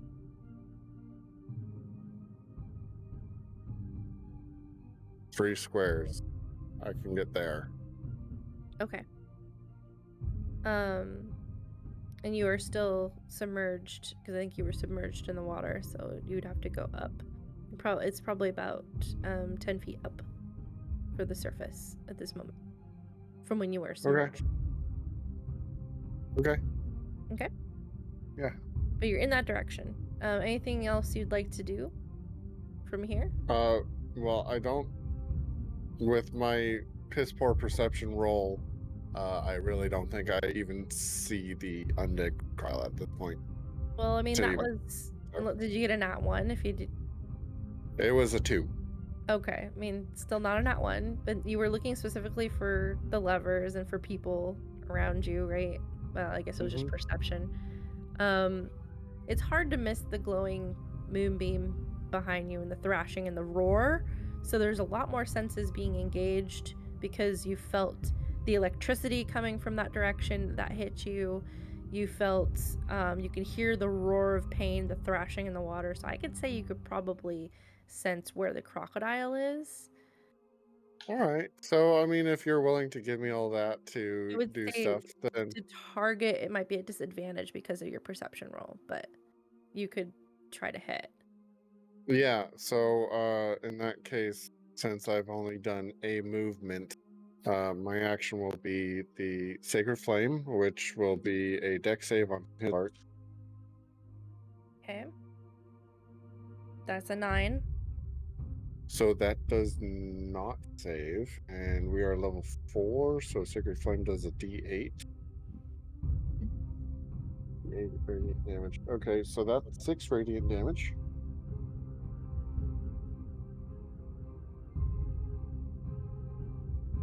And then Ramiel That's will... exactly what you needed. So, to you cast Sacred Flame, you see it seem to burst, and the arcane energy, being radiant energy, seems to spark something in the moonbeam, and the two spells combine and swirl around the creature, bursting and consuming it in this radiant flame. Wisteria kind of like covers her eyes as she's been let loose of the crocodile. This moment is trying to swim back, and it's bright and warm, but it doesn't hurt her as it consumes the rest of this beast. All right. However, at the end of this moment where the creature is completely destroyed, you feel the water rushing in, and you know that it is now completely submerged this room, and there is no longer a moment to go up for air. And we're going to end today's session a little early. We're going to end here. So we'll be at Crocodile's Dead. We'll start with Wisteria next time we meet, and with you guys completely submerged underwater. So thank you everybody for joining us for this session of Chimera Collective. Sorry we're ending a little early. I'm not feeling my best right now, so need to get a little bit more rest than usual. But we made it pretty long, so I hope you all enjoyed today's show. Please join us again for potentially the conclusion. There might be one other session after this, we'll see. But potentially the conclusion of this one-shot series of the Tomb of the Cursed from Chimera Collective. We have a lot more shows on the channel, so please stay tuned. Tomorrow we have Withered Wastes, right? That's what's going on? Yes. Yes. Withered Wastes, Stand by Roach, and alternating Saturdays, you can look out for those shows because we do have Wayward Wanderers, which is DM'd, our Pathfinder game that's DM'd by Azarin. Mondays, we have our Mass Effect game, DM'd by Zoro from E3. And Tuesdays, we have our one of the longest running shows on the channel, Destiny Forged, which is DM'd by Rojan as well, Rojan Quest. And we have every first Saturday of every month, we have a show called Behold Lore, where we go over all kinds of different things that go on in our shows, different lore, and also get to meet players and talk about their characters. So we do that once a month. On the first Saturday of the month, apart from this past month because a bunch of us got sick and we had to push it back. But all of our episodes of our shows are uploaded to YouTube, our Behold Roleplay channel on YouTube, so please check us out there. Am I missing anything, Zoro? No, that's it. Aside from continuing this, our regular program shows is it, and nothing new popping up as of now. All right. With Well, join us again with Friday. tomorrow. Yeah, we said that. Yeah, Weather Ways tomorrow. Oh, With I the ways missed it. tomorrow. Yep, So tune it's all in good. tomorrow and check out. We'll see you guys again next time on next Friday for Chimera Collective. And thank you again. We love you. Have a wonderful night. Bye.